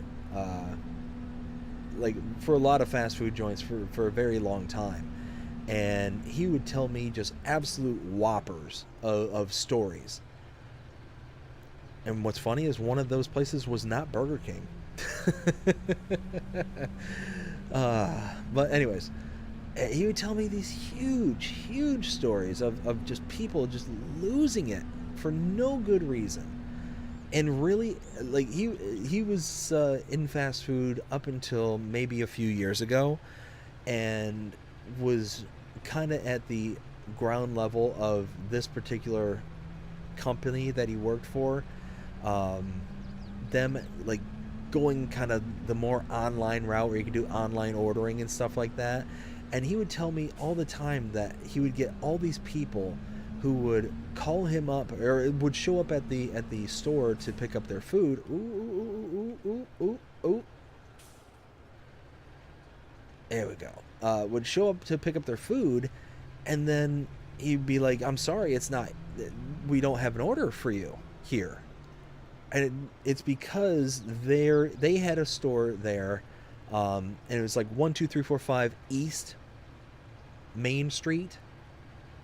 And there was another one of these stores, but it was like 1, 2, 3, 4, 5 West Main Street, and it was like a whole nother town away, kind of thing. So it's not like one was in one town, another was in another town, kind of thing. I could see how the mistake would happen, but he would sit there and explain, oh, well, your food is here, but if you want, we can call ahead, or we can call the other store, cancel your order, and then we can make it here so you don't have to go run out and get it. And I can't tell you the number of times that people would just, you know, according to him, would sit there, just start yelling and screaming at him, and then drive because they would ask, well, how long is it going to take? And he'd be like, oh, 20 minutes. You know, it was his kind of stock response, 20 minutes. And he said that people would be like all the time, no, I'm not going to wait 20 minutes. I waited 20 minutes just to get this kind of thing. And they would sit there and yell and scream and act like a child. And it's like, well, you can wait here 20 minutes and get your food hot, ready, and fresh, or you can drive 20 minutes to the other location where your food is at and not have hot, fresh food. It's not like he was, going to charge them to remake the food, or to, the other store was going to charge them, to have their order there and another order kind of thing. Like, he was offering to make it at, for free for the original purchasing price kind of thing. And that just, nope. He told me there was dozens upon dozens upon dozens of times when this would happen. People would order at the wrong store, and they would still drive the 20 minutes or so out of the way and go and get their not hot, not fresh food. It was just mind-boggling. I could never be openly and blatantly rude to somebody, for their job, unless they like did something so egregious as to either put my life or my health in jeopardy. Then I can see kind of getting upset, at people like that. But especially, I couldn't be like belligerent or out of control with somebody who handles my food. That I will never understand. Like, how anybody could just, start tearing into another person who's like responsible, whose job it is to bring you food. Nope. Big bag of nope. I am sweet enough to give you diabetes when you are handling my food. Because I don't want there to be any opportunity or any cause for anybody to be like, you know what, we're going to do something with this person's food. And I can tell you, I know this. I've seen it. I know that this happens. I know that there's people out there that if you mess with them and you ruin their day kind of thing, they will ruin yours. So, friendly piece of advice, just don't. Just don't. Even if you're 100% justified and 100% in the right over some event that happened with a worker and your food kind of thing, don't care. Don't. Just don't. Just swallow whatever anger there is. Maybe make a corporate complaint later. But don't try and handle it yourself. Don't sit there and get belligerent and get angry with somebody, especially when they handle your food, because you're not going to like what the results are.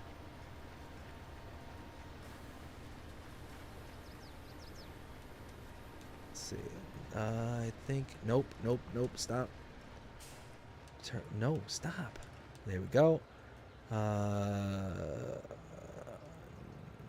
we go. Unload bale. Unload. Stack. Fold. Lift. Ta-da! There we go. Look at that. Thing of beauty. Let's see. Keep checking the chat to see if anything's coming up, and we're awfully quiet here tonight. Let's see. I meant to check something real quick. There we go. Perfect. Alright, so now let's take this back to the farm. We're going to go ahead and wash everything off because it is filthy. And then we're going to bring the trailer over and we're going to start delivering bales. And look at that. 128, we'll say 129 bales because we needed to add one. Yeah, we've got quite a bit of product here. Quite a bit of product. What I'm going to do... Nope, stop. That's not where you need to go. This is now the second time in a row that I've done that.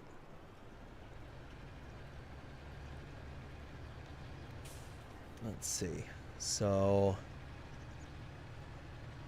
let's see, 128 bales. We'll say 129 at, what was it, 6,500? liters per bale. I think that's what the bales I'm making hold. We'll double check that when we get back. Can I pick that up? I don't think I can. Oh, wait.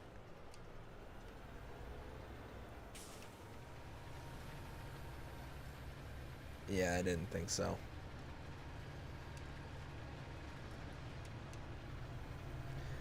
Didn't think so. Oh, well.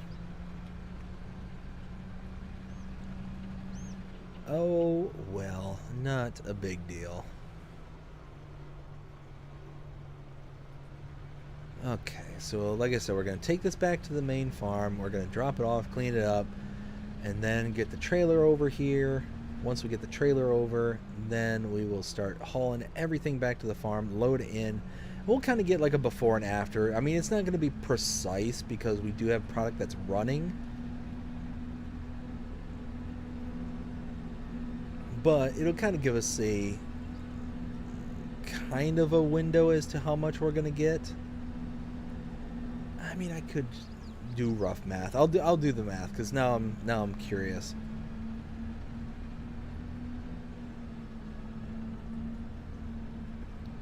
Let's see. So I think that's everything. Wow, it's 11:30 already. Holy smokes. Just so happened to look down and realize that it's 11:30. We've been streaming for almost 2 hours now. That's wow. Where does the time go? Where does it go? I to this day I still no idea. Every single time we come on and do streams, like it just feels like it just flies. And the worst part about it is I don't feel like I get that much accomplished. I mean, we got what, 4 contracts under our belt right now. 3 of them the mowing contracts and then 1 cultivating.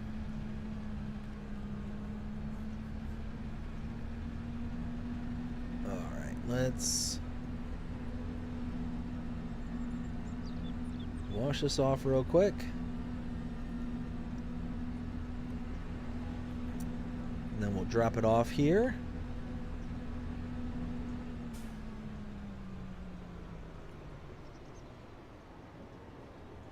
There we go. Something like that. Oops.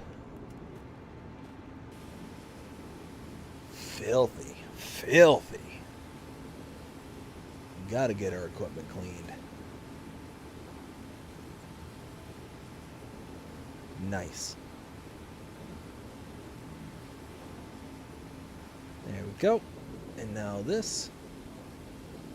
That is one thing I always really loved about this game is the detail on the tires. I know that's really kind of small and not a whole lot going on there, but what I mean by that is the writing on the side of all these tires.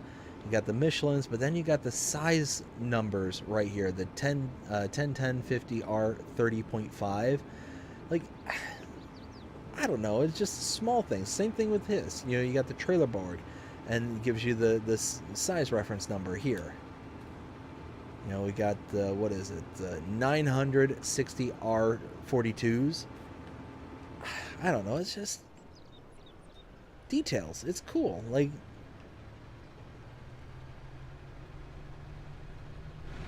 it's those small things that I notice for some reason, and it's like, oh, that's cool.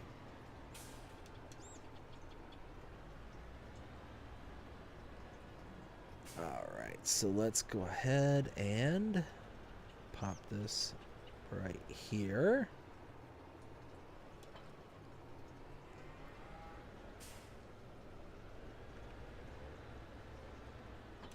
And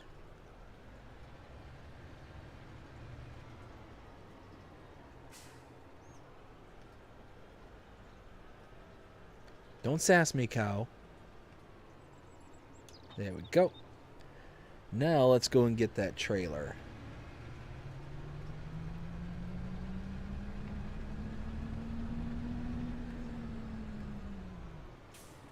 There we go. Actually, while we're over here, might as well fuel up. Not gonna hurt nothing.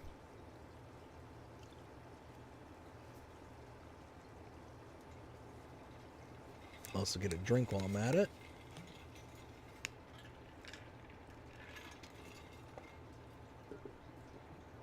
Like I said, I can hear Dust Bunny in my head saying, "Stay hydrated."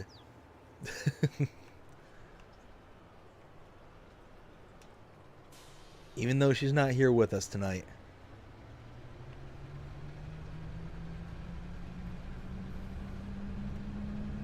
Alright, so now we are gonna go back to the fields and start picking these up.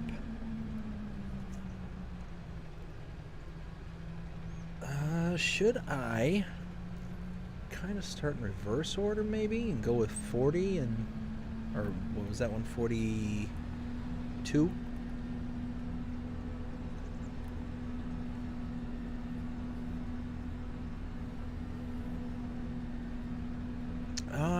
I might do that because I don't think I have enough for a full trailer load on that field.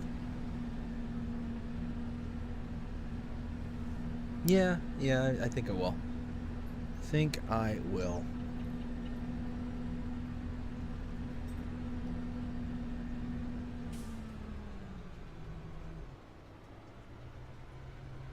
There we go.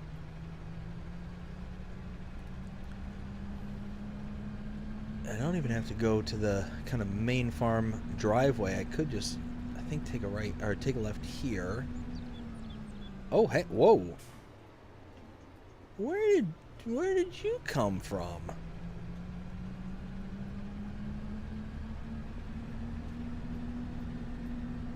I'm not losing my mind, am I? Did that bale just appear from nowhere?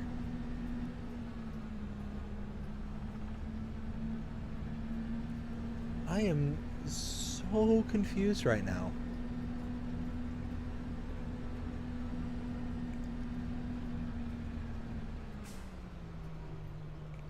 But now what stinks is that this might not be the same size as these bales here on the field. Let's see. Yeah, shoot. Alright, well, let's go here. We'll go to that first field that where we ended up changing the size. I might be able to pick those bales up, at least like one or two of them. And then they'll all be the same size from there. So we're gonna make our first trip here, and it's gonna have maybe 3 bales, 2-3 bales on the first trip.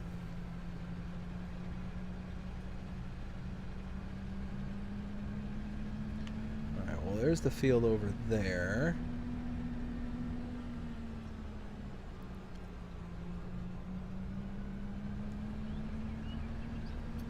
Oops. Went to go and look at the chat to see if anybody else is saying anything, and reading and driving. Not a good combination. Alright, so let's go in here. Now I'm pretty sure that first stack, which is over in this corner here, I think this one had the couple that were odd shaped, and this looks like a smaller bale. So my guess is that these 2 on top are going to come with me. I was right. Nice. Okay, well, 3 bales is better than no bales. So although I'm not thrilled that I'm missing out on all the rest of this bales and I'm not coming back with a full trailer load, it could be worse.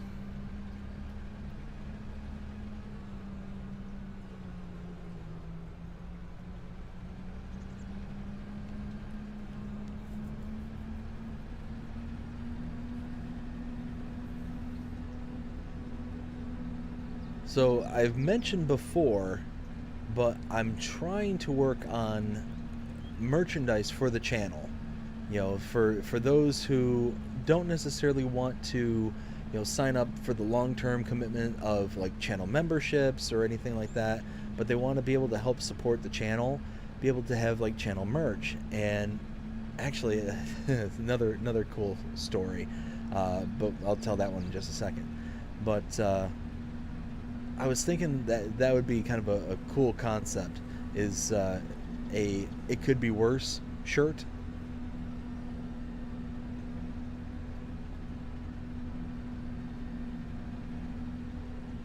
I think that would be rather funny. So now, there we go.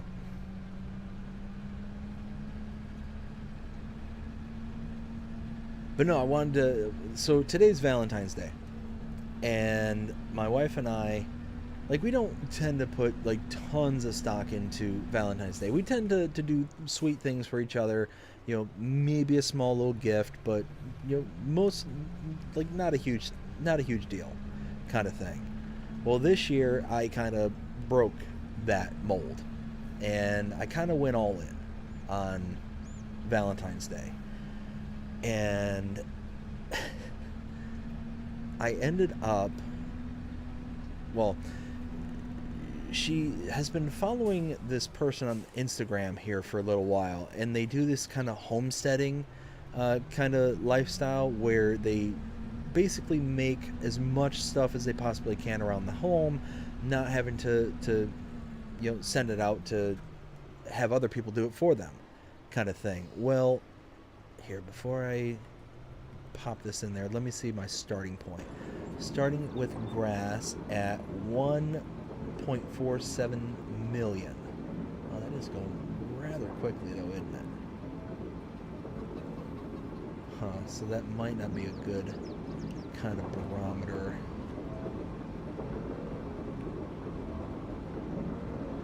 3 square miles. Here, can I pull ahead?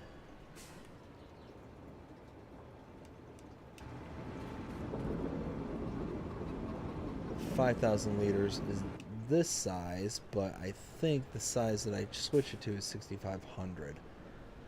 So that's 15,000 liters there. Anyways, so this year I kind of went, all out, and I ended up going. Oh, I'm sorry. I was talking about the homesteader. So she was telling me about this homesteader that she really likes, that she's been following a lot and wanted to kind of follow some of her recipes and stuff. Well, this homesteader ended up coming out with a cookbook, and I don't know the homesteader off the top of my head, but one of those where she was like, oh, I really want this cookbook, kind of thing. I'm like, okay. So I went ahead and bought it. Well, my wife, I absolutely love her, but she is one of the hardest people to shop for, and this is why. Is she'll tell me, oh, I want this, or I want that, and what inevitably ends up happening is if she wants it enough, and she doesn't think that she's going to get it as a gift or anything like that, she will say that she wants it, and then eventually it turns into her saying, oh, I'm just going to buy it, kind of thing. Well, that really makes it difficult to shop for her, because if I like, oh yeah, that's a good gift, I can get it and surprise her with it, I can't rightly say, oh well, I bought it for you, you don't need to worry about it anymore, kind of thing. And then when she's like, oh, I'm just gonna go buy it, well, inevitably I have to break down and tell her. It's like, well, you can't, and she'll do the, well, why? And it's because I already bought it for you, it's for your Valentine's Day, come on, kind of thing. It's just, it's so hard, because I can't tell you the number of times she's ruined gifts. Like, there was one year where I ended up buying her something really, really nice. I had it on my phone, and for some reason she had to use my phone for something. I think it was to send her sister a text and whatnot. And she ended up finding the gift on her phone, or on my phone, it wasn't like she was spying on me or anything like that. She was just, doing something, and she just so happened to click on the wrong thing at the wrong time, and she saw it. And it's gotten to the point to where if I purchase things from my phone, that I just basically have to tell her, no, I'll go get you your phone. So she doesn't accidentally, because it's happened several times where she's just ruined gifts. And not to say, like, not legitimately ruined kind of thing. It's a disappointment. It's like, oh, I'm really excited to do this kind of stuff. So she ended up, wanting the book, and then eventually saying, well, I'm just going to go ahead and buy it. And I had to tell her, no, you can't buy it. And, and in, stereotypical fashion, she's like, oh, but why? And then I had to break down and tell her. Well, that was the one gift that I got her. Well, then I ended up getting her a new Apple Watch, because the mobile phone provider that I go through was having a deal to where you got the Apple Watch for free, but you have to add a $15 a month line to the phone plan. I was like, for $15 a month and I can get a free Apple Watch? Because hers has been breaking down she's got an old, like, Series 3 that has been breaking down, won't take a charge properly, the whole 9 yards. And she likes to work out and likes to, pretty much every single day will go out and do workouts and whatnot. She likes to track it from her watch and all that stuff, and get, like, her heart rate and her cardio and tracking her activity levels, all that stuff. Like, she really likes it. So I've been wanting to get her one for a really long time, just haven't been able to afford it. And I just so happened to have my sister-in-law in town for the wedding, and she's like, oh, because she's on our phone plan. She's like, oh, because I'm the main carrier, she's like, Dave, can you take me up to T-Mobile and let's go and, get new phones? She's like, I want to get a new phone. And I'm like, okay. So while we're up there, she I end up asking about any kind of deals and whatnot. Found out it was a free watch and got her a watch for Valentine's Day. And she was super thrilled about that, but she was also very upset because she now feels like I went way above and beyond just with that. But then I gave her other gift. So I got her 3 gifts today for Valentine's Day. And this third one, so the first 2 were just kind of like, I know you'll like these things kind of gifts. But this third gift is one that I normally don't do, because one, I normally don't like to pick her out things that are like things that she has to wear. I don't like to do that, because if I'm wrong and she doesn't like it, then it's just a waste kind of thing. And this one in particular, I got her some jewelry, but this one was one where I saw the advertisement and I thought it was actually really cool. It comes in this heart-shaped box. Like, how jewelry comes with, like, a box, just like normal, typically a black box that opens up and displays the jewelry kind of thing. Well, this one was a heart-shaped box with a drawer in it with the jewelry in it. But when you opened up the box, this heart-shaped box, it kind of folds open in half kind of thing. It splits open and it shows this rose at the on top of the drawer. And this rose is permanently preserved. So it will last forever kind of thing. It's not like it's just going to wither off and die, here in a few days. It's permanently sealed. It's not going to be able to decay and anything like that. So it was just really, really cool to get that for her. And it had a really nice little saying inside behind the locket, or not behind the locket, but behind the necklace. So it was just one of those. It was just a really, really cool, and one of those I really kind of took a leap on, because I wasn't sure if she was going to like the necklace. I wasn't sure if she was going to dig the box. I wasn't sure if she was going to like. Well, I knew she would like the message. That was about the only thing I was really kind of firm on, that I knew that she was going to be appreciative of, is that it had a really sweet message that was inside the drawer kind of thing. And yeah, needless to say, I knocked it out of the park. She absolutely loved it. And it was funny because I had shown my sister-in-law, her sister, what what I had done and what I was planning on doing this whole time. And I ended up reaching out to her today, and I'll tell another story. So a few weeks ago, she wanted to do a really sweet thing for my wife, for her sister, because my wife had been helping out, breaking her back, trying to help out with the wedding, doing all sorts of stuff. And she ended up reaching out to me one night, like at, I don't know, like 9 o'clock at night. And it's really rare that she'll just kind of out of the blue text me, but it's even rarer that she'll text me at that time at night. So I was actually a little concerned as to, like, whoa, why is she texting me? Why is she texting me now? And the first things out of her text was, is the coast clear, kind of thing. Like, is there prying eyes in the room next to you? And I'm like, no, I'm the only one around. What's going on? And she texts back, she's like, oh, I want to do something nice for my sister.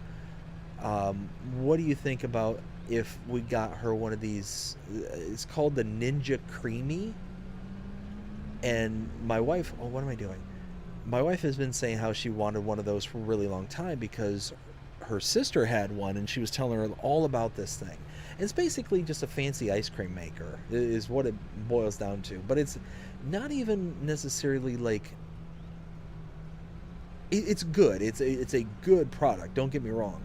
But it's weird because it's not like a traditional ice cream maker where it will actually freeze the contents and churn all at the same time. Like, you actually have to take these containers, pour in what is going to be your ice cream, and then put it in the freezer overnight. Let it get solid, and then you put it into this kind of special blender kind of thing, and that's what makes it ice cream. It makes it all nice and creamy kind of thing. Well, the problem is that it only comes with 2 of these tubs and whatnot, and I told her, it's like, hey, that'd be great, that'd be awesome. I know she'd love it. She's talked about it for a while, but she'll never get off of her wallet and buy one for herself, kind of thing. And she said, oh yeah. So so she ended up doing that as a nice little thank you. It was awesome. It was greatly appreciated, kind of thing. Well, and my wife was absolutely floored. She was absolutely floored. She never expected that. It just showed up one day, and we ended up waiting for her to get into town, and then she presented it as a gift, kind of thing. And I was kind of in the know, behind the scenes kind of thing. Well, when we were at oh my goodness, where was I going with all this? I just kind of trailed off there. I'm getting really bad about this. I'm actually kind of getting a little worried about this. I keep starting stories and not finishing them, or at least forgetting why I was starting them in the first place.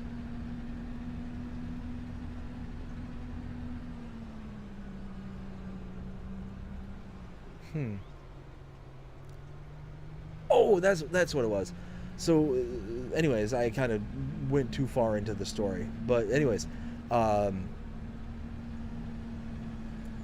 so after the gift, the heart box with the necklace arrived, I'd ordered this thing weeks and weeks ago, and I paid for the expedited shipping and all that stuff. What I didn't realize is that this thing was coming from overseas. I had no idea about this when I ordered it. Had I known this, I probably wouldn't have ordered it, because it showed up today. And I was sitting there telling my wife, it's like, look, I bought something for you, but it's coming from overseas. I don't know if it's going to get here in time, kind of thing, for the holiday. So when it gets here, I'll give it to you like right away, kind of thing. She's like, oh, don't worry about it. It's not a big deal. And it just so happened I saw yesterday that it was going to arrive today. So as soon as it arrived today, I presented it to her, and she was absolutely thrilled. Well, then I texted my sister-in-law today because she was really excited and wanted to know how my wife liked it. And I ended up texting her back and saying, I forget exactly what I said. I'll pull it up. It was because of how she texted me that one day, with is the coast clear and all that stuff. I said something along the lines of, that's it. The Eagle has landed. Package received. It was a success, kind of thing. And it was just a little funny, kind of back and forth. And she really thought it was funny, kind of thing. So yeah, it was awesome. Really, really glad I was able to do that. And when everything was said, none of it was all that terribly expensive. I mean, the necklace was the most expensive part of the gifts, kind of thing. So yeah, the Valentine's worked out very, very well this year, and was really, really kind of happy with it, and really happy that she really liked all the gifts I got her. So I got a lot of hubby points tonight. I was pretty happy. Let's see. Oh, and what just happened? Oh, let me pull over here and I'll read what just happened. The notification. It was something special. There we go. And ta-da! There we go. Forge! Hey, BDD! It's my last day as 29. Wait, what? Oh, that's right! Oh, shoot! Holy smokes! Forge! Whoa! Yeah, that's right! It's almost your birthday, dude! Almost forgot about that. Member for 4 months. Wow, that's awesome. Yeah, wow, man, it is almost your birthday. Yeah, the 16th. Holy smokes, I almost forgot about that. I got to program my phone, but hey, dude, that's awesome. How's it going up there? Hope you're having a fantastic time up there. Let's see. Oh, that's it. I'm going back over here. I got so involved with the story, I was like, oh no, did I just come all the way over here and I don't need to? Which wouldn't be outside the norm over here.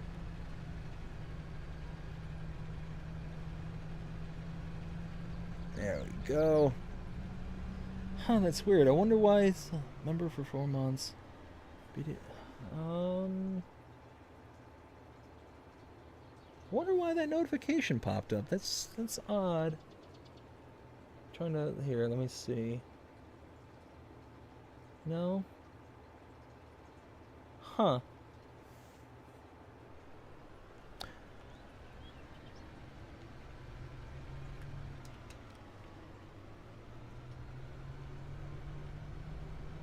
Oh well.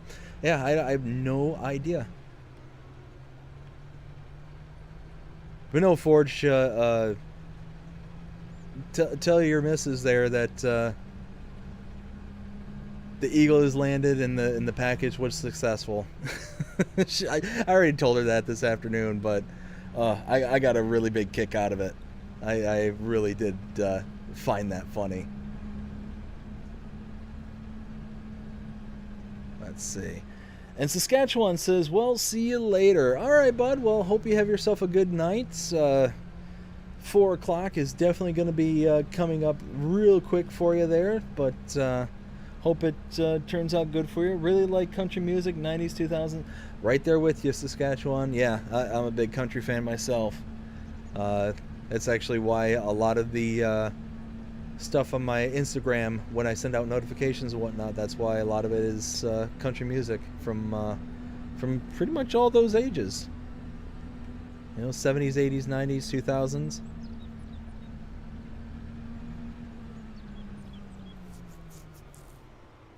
Oh, thank God was stress for you both. Aw, dude, it was No, it worked out. It worked out real good. Um, and then we had all those issues with the watches. Holy smokes, bud, that was crazy. Oh my goodness. And I know your missus there. She was so mad. She was so mad about the watches. Oh my goodness, it was nuts. But yeah, everything worked out there. Everything worked out over here as well. Uh, my wife, she got her watch. She's tickled pink. You know, not with the pink watch, of course, but but no, it ended up working out real nice, real nice. So it was good Valentine's Day around here. But that led me to want to tell the stuff that she got for me, and I'm really excited about what she got me. So she actually got me my first channel branded t-shirt today, and I am so stoked. I want to throw it in the washer to wash it off real quick, and then I can't wait to wear it around. But it says BDD Gaming, and then, you know, subscribe with the mouse hovering over the subscribe button. I can't wait to go out and about with that on. I'm so excited with that. It'll be cool. I'll be going around my local area and I'll be wearing that. Can't wait. Cannot wait. Let's see. Saskatchewan says, hold on one second. I'll get over here because I know I'm gonna crash if I don't stop and read the comment.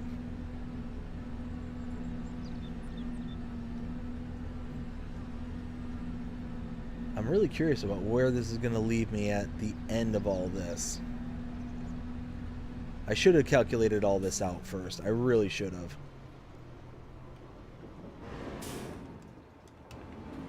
Let's see, these are...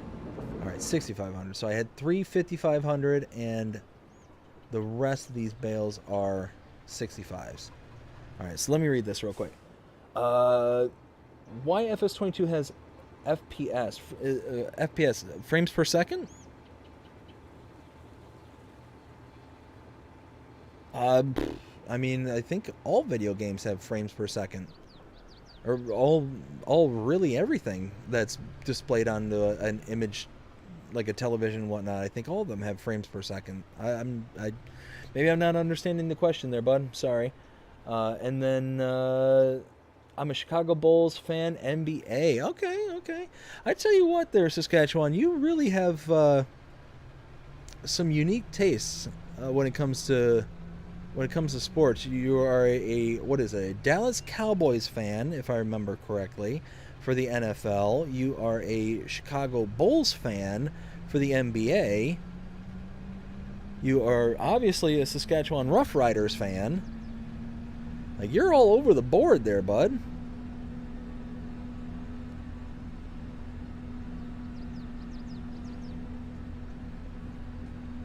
Ooh, and you know what? While I'm thinking of it,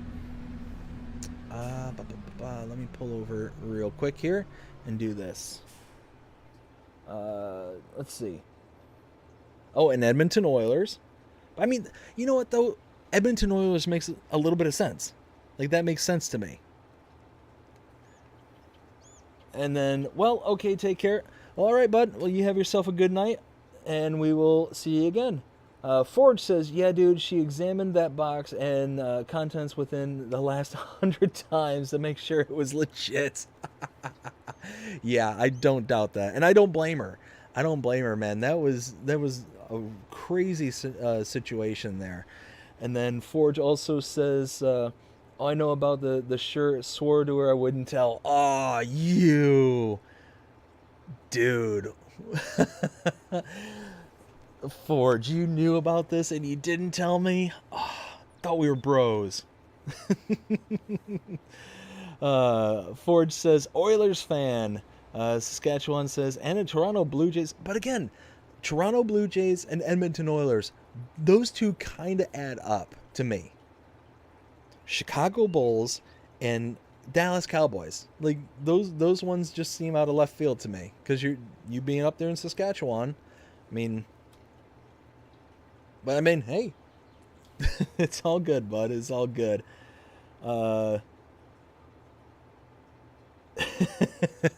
Yeah, yeah, Forge, you're killing me, bud. You're killing me. Forge says that's almost the worst. Oh, dude, you're killing me. Forge, come on, bud. Come on. You're killing me, bud.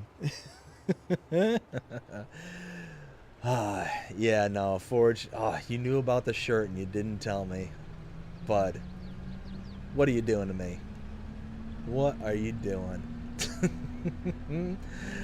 But no, dude, I saw that shirt and I was just, I was tickled pink. Like that honestly, like that meant more to me than all the stuff that I got for her. Like that's like the first channel branded piece of anything that I have, and I can't wait to wear it. I'm really excited. I'm gonna throw it in the wash here probably tonight and wear it, because that's how excited I am for it. And me personally, I'm not a big person like who enjoys receiving clothes like as a gift, like, oh boy, clothes, yay, kind of thing. But this one really was above and beyond. Just, it's the channel, and I'm really proud of, you know, what we got going on here. I'm proud of this channel, and where we're at right now. It's awesome. So one of those where we've got our first bit of branded merch, and I cannot wait. Like I said, I mentioned earlier how I'm working on trying to get actual branded merchandise for sale and whatnot, and would love to be able to do that. Just like I said, just working on all the logistics and stuff in the background kind of thing. And it'll be a really cool day when I can be like, there we go, here it is, it's dropped, there it is, have at it. And it'll be a really cool day. I'll be able to kind of look at it and be like, I can't wait for that day to happen.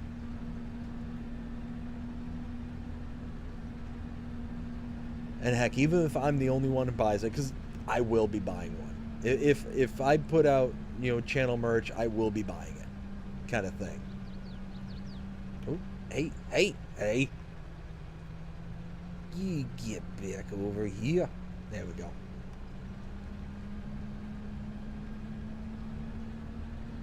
And wow, we still have so much. And we still have to get the other field too. That's what's wild about this. We got what? 1 and 2 partials. All right, let me catch up with the chat here real quick. We got Ford saying, bro, she told me back in November I swore to secrecy. Dude, you're killing me. You're killing me. You hit me with 3 ads since being in the stream. You're talking all my... You're taking all my money. Dude, that's wild. 3 ads already? How long have you been watching? Have you been here the whole time? Because I think I've got it on... I got the settings on like either lightest or second lightest on my streams. Hey, maybe 3 ads since being... Wow. I mean, you figure also too, we've been streaming for what, almost 2.5 hours now. So 3 ads in 2.5 hours. If you've been here the whole time, then maybe that might add up.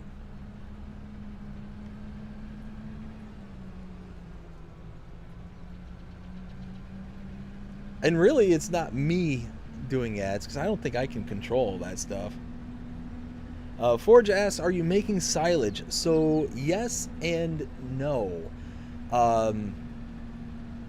So essentially what I'm doing here is I'm doing a harvesting contract for grass, a mowing contract essentially.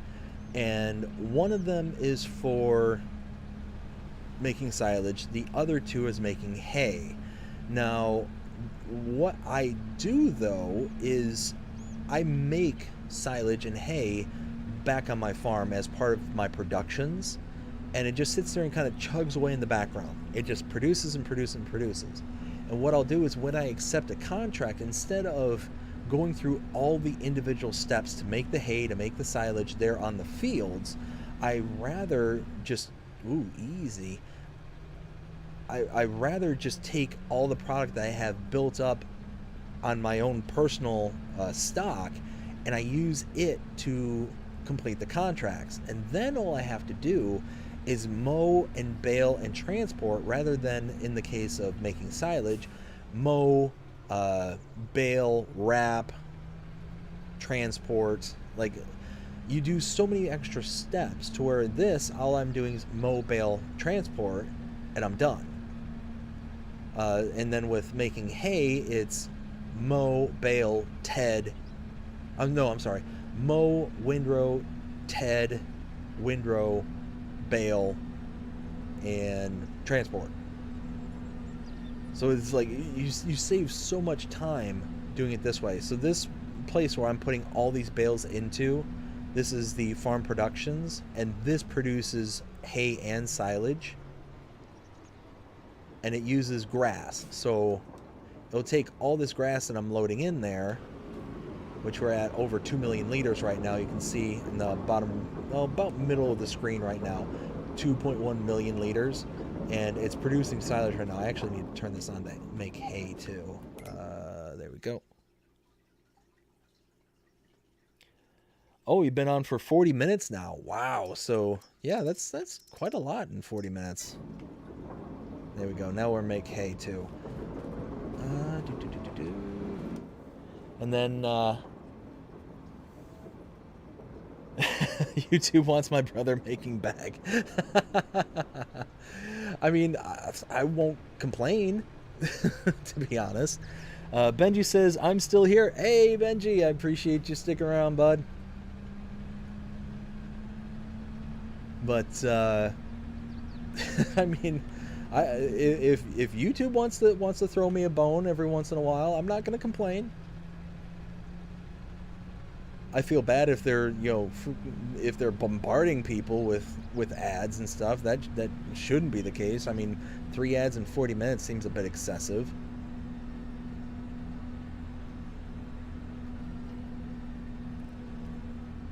But no, like I said, I'm basically just kind of, my methodology is basically robbing Peter to pay Paul kind of thing, where I'm just taking my own personal stock, and instead of using what comes off the field as the final product that it's intended to be, I will just use it to convert. And what's also nice about the way I'm doing this is that the silage that I make in this production actually also makes a byproduct of methane.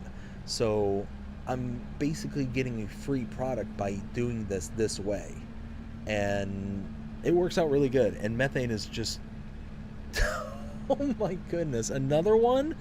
All right, that's ridiculous, man. I'm sorry about that. I mean, there's nothing I can do about it. I that's crazy. I don't know what's going on. YouTube's getting aggressive, apparently.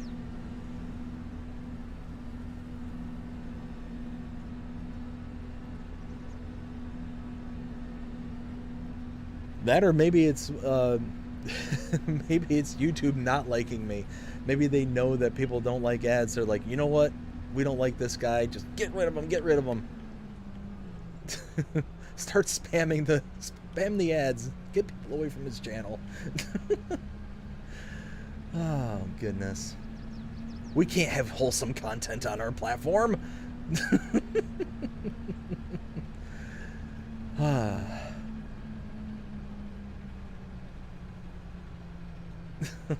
Jeepers creepers. I don't know. Let's see. Now, see, this is how it's going to work out. I've got 1 full stack and 2 partials here on this field. We're going to take this, but then we're going to run over to the other field at 42.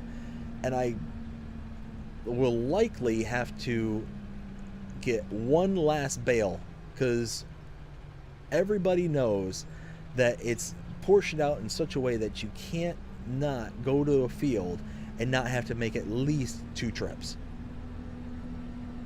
So I'm probably only have enough room to take all the bales from the other field except for 1. That's probably how it's going to work out. Let's see. The late night grind, but on a real note, I want to see sugarcane crops harvested. Is that a thing? Yes, so it is a thing. Not necessarily on this particular map or Let's Play, just because it's really not fitting for the region, because this map's supposed to be in Ireland. Now I could plant it and what. Wait, actually, let me double check before I open my mouth and misspeak, because some maps don't let you. Sugarcane. Okay, so you can plant it here on this map in the months of March and April, and harvest in the months of October and November. So yeah, I could theoretically put it down if I wanted to and let it grow and then harvest it, but not something that I would particularly do, especially for this Let's Play, because it really doesn't fit the region. Typically that's more of a kind of South American or, you know, more warm climate. I don't think sugarcane in Ireland is a big crop. I could be wrong about that, but I'm pretty sure that's more of a southern thing. Alright, let's go. Actually, what I got going on right now is I've got two empty fields at the moment. I'm waiting for, I think it's next month to roll around, where I can plant something in them. And then I've got 2 fields that are full of corn. They actually might be ready to harvest. I'm not certain, or not. I shouldn't say that they're not ready to harvest, but I think they're ready to be made into silage, which is, or I'm sorry, into chaff, which I'll eventually turn into silage. Again, using that production point. So one of those where we'll get more methane, we'll get more silage, and just be able to produce it a lot faster. Now let's see what we got here. Okay, yeah, so let's see how many of these piles I can pick up and get all of these except one. Yeah, so I was right, we're gonna have to make another trip, but at least it's not just for 1 bale. Alright, let me catch up. Forge says, gotcha, does FS22 let you make moonshine? So no, it doesn't let you make moonshine, but it does let you make quote-unquote grape juice, which I think is kind of the family-friendly way to say wine. So yeah, I mean, a lot of us players, we like to say that it's wine, or for us adults kind of thing. But I think, again, because this is supposed to be for everybody to play kind of thing, that it's supposed to be just grape juice. But I know there's a lot of maps that uses like vineyards and stuff that will have like actual winery equipment as part of their productions, and it's a cool little oh, I can get out here. Nice. That was kind of a straight shot too. Ooh, even better. Let's see. That's why I asked about sugarcane. So typically with sugarcane, I mean, in base game games and base game mods and stuff, you typically get to make sugar from sugarcane. You can also, you know, eventually use it to make cakes. Nope, not there. Where is my turnoff? Is it up here? Yeah, it's up here. Okay. So you can eventually use it for downstream for cakes and stuff, but it's one of those where it's first production point is sugar.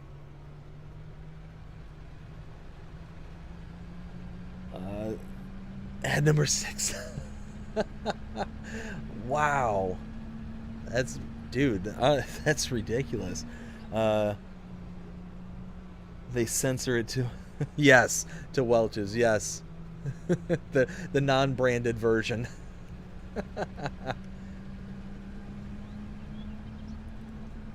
That's it exactly.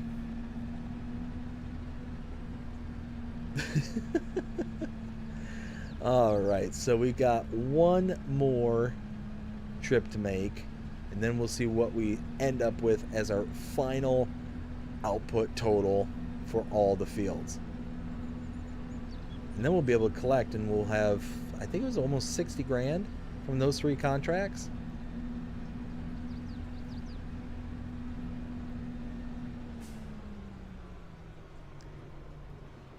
You know, and to kind of emphasize on just how much of a time saver this process is by just having to do just the mowing, baling, and transporting versus all the other steps it would take to be able to make the product there in the fields. I mean, I'm saving hours. Like, we got 3 contracts almost done in the span of 3 hours that we've been streaming here. And if I were to do all those steps, I probably would not have completed even 1 contract in the same amount of time. Maybe, like, especially because of these are their big fields, maybe we would have gotten 2 contracts if I were to kind of, you know, really hustle kind of thing, and then they were the same product and like the same output product. Doing it this way saves so much time. So much time. Well, apparently my dog wants to say hi. Don't know if y'all heard her in the background. There we go.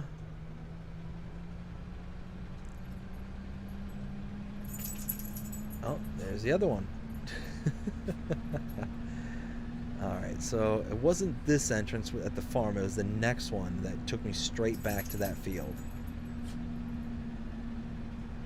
See, I'm learning the map. I'm getting a better understanding of where to go, but I'm still having to learn. Like, I'm still having to figure out, like, all the most direct paths to all these individual fields. Like, the driving on this map is absolutely nuts. CavalierRoy does such an amazing job of making these really intricate maps. Like, you can legitimately get lost in this particular map. It's so easy to get turned around and not realize where you're going. Let's see. So let's go ahead and grab these 6 bales, and I'll catch up with the chat. There we go. Perfect. That is the last set of bales. All right. So we got Forge saying, just realized we are driving on the left side of the road. Yes, we are on the left side of the road. We are in Ireland on this map, so they drive on their side. I'm not gonna say the wrong side, but their side. And then we've got 3.7 million on this map. Why are you not riding up in a turbo? Yeah, so this is by far and away the most amount of money I've had on a single Let's Play series. I've set myself up very, very well on this map. Got all the animals we need. We got all the pretty much all the equipment, with the exception of what we're going to use to do our chaff harvest from our corn.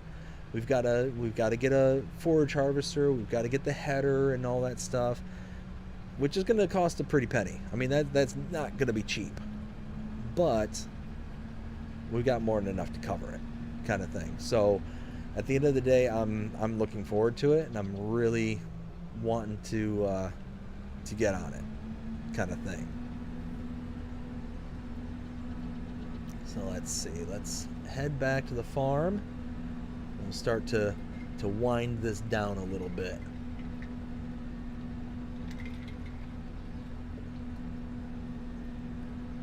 stay hydrated. Like I said, Dust Bunny, she keeps ringing in my ear every time. Gotta stay hydrated.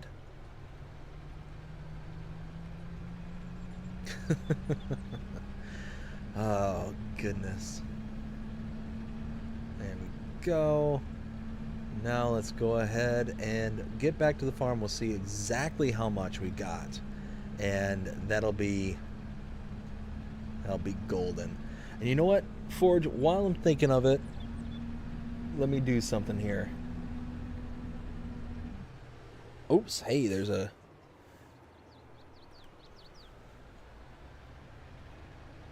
Bam. I'm starting to go through and add mods. Jody was awesome enough to accept our first mod position for the channel. And again, Jody, thank you so very, very much for your willingness to be a moderator for this channel. And Forge, I just kicked you a wrench as well, bud. Greatly appreciate it. There we go. Let's go ahead and drop that. There we go. 2.3 million liters. Wow. Just wow. We started at, what was it, like 1.1 million, I think? And now we're at 2.3. I'll have to go back through the replay on this and figure out where exactly we started. But I thought it was like 1.1 million liters. And now we're at 2.3. That's insane, the amount of literage we've got from those fields. Like that's ridiculous. That is just absolutely insane. Ugh, love it. Love it, love it. And that's just going to chug away and produce more and more product for us. Let's go ahead and you know what's also funny there, Forge, is there's actually a John Deere that would fit the bill for what you just wrote there. So I don't remember what it's called, but I think it's the John Deere 7033, I think. Anyways, it's essentially a extremely tricked out John Deere that you can go about 80 miles an hour, 90 miles an hour. I might actually have it in my mods. Or no, wait, I think I removed it. I think I took it out. Now I'm curious. Is it large tractors maybe? No, I think I may have took it out.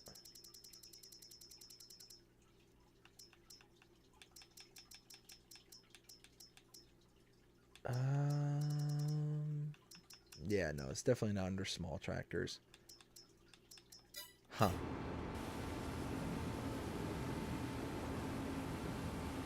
There we go. Perfect. So now let's put this all away. We're going to take some of the product that we have kind of sitting there, put them in its final location, and then I think we'll be good. So let's go ahead and finish off the contracts too. I almost forgot about that. Let's see. So yeah, boom, boom, boom. Look at that. Oop. Whoo! Very nice. About 60, almost 60 grand between those three contracts. That's a nice little payday.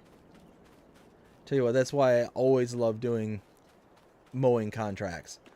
Is you make ridiculous amounts of money and you get a ridiculous amount of product. And if you can take these little shortcuts like I do, it's just absolute money. I mean, look at this. Again, 2.3 million liters.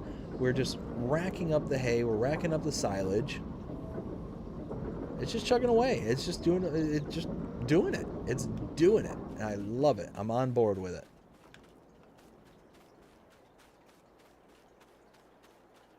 Oop. And boop.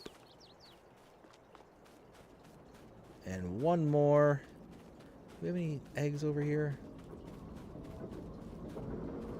Oh yeah, we got one egg. Let's grab that so I don't forget. Don't sass me, chickens.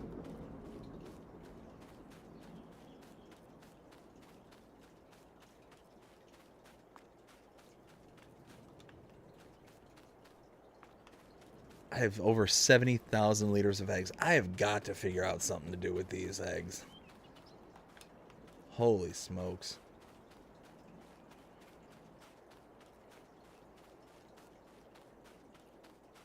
There we go. 6,000 liters of wool, 73,000 liters of eggs, almost 2,000 liters of honey, and we got more honey over in the corner over there. I mean, we are just chugging along. We got so much product. And then you figure we also got stuff in here too. We got tons of barley and what is it? We got 246,000 liters of barley. We've got canola. We got 8,000 liters of canola. We're just, yeah. Oh, just absolutely love it. Love it, love it, love it. We are rocking and rolling. We got so much going on here. Let's see. How are the cows doing?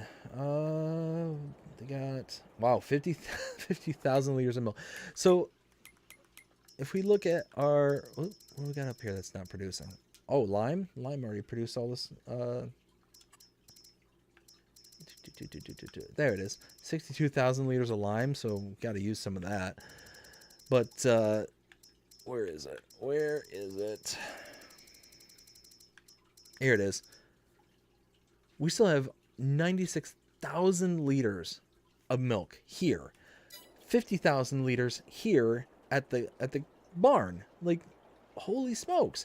32,000 liters of slurry. We've got, what is it, maybe 30,000, 25,000 liters of manure. I mean, we are rocking and rolling. We are producing all sorts of product. Did I ride the horse this month? Nope, didn't. Need to exercise the horse. Cannot forget about that. Cannot. Let's see, where... All the time I miss where this horse is. It just blends in. Oh, there it is. Found you. Marco Polo. There we go. But I think this will be a good place to end the stream. It was a very productive stream. Got 4 contracts finished, 1 cultivating, 3 mowing, over $60,000, probably closer to $62,000 worth of income for those 4 contracts. Not too shabby, and tons of product that we have available to us now. So I'm okay with that. I think we'll be okay when everything's said and done. Anyways, I want to thank everybody who came out tonight, hung out with me. I greatly appreciate every single one of you. It was an absolute blast tonight. I have so much fun doing this, and I hope you enjoyed it. If you did, please show me by liking, sharing, subscribing, following, commenting, doing all the things the algorithms enjoy you doing. That shows you're engaged with this channel, enjoying the content. And that being said, I hope you have a fantastic day, evening, night, wherever you are in the world. Take care.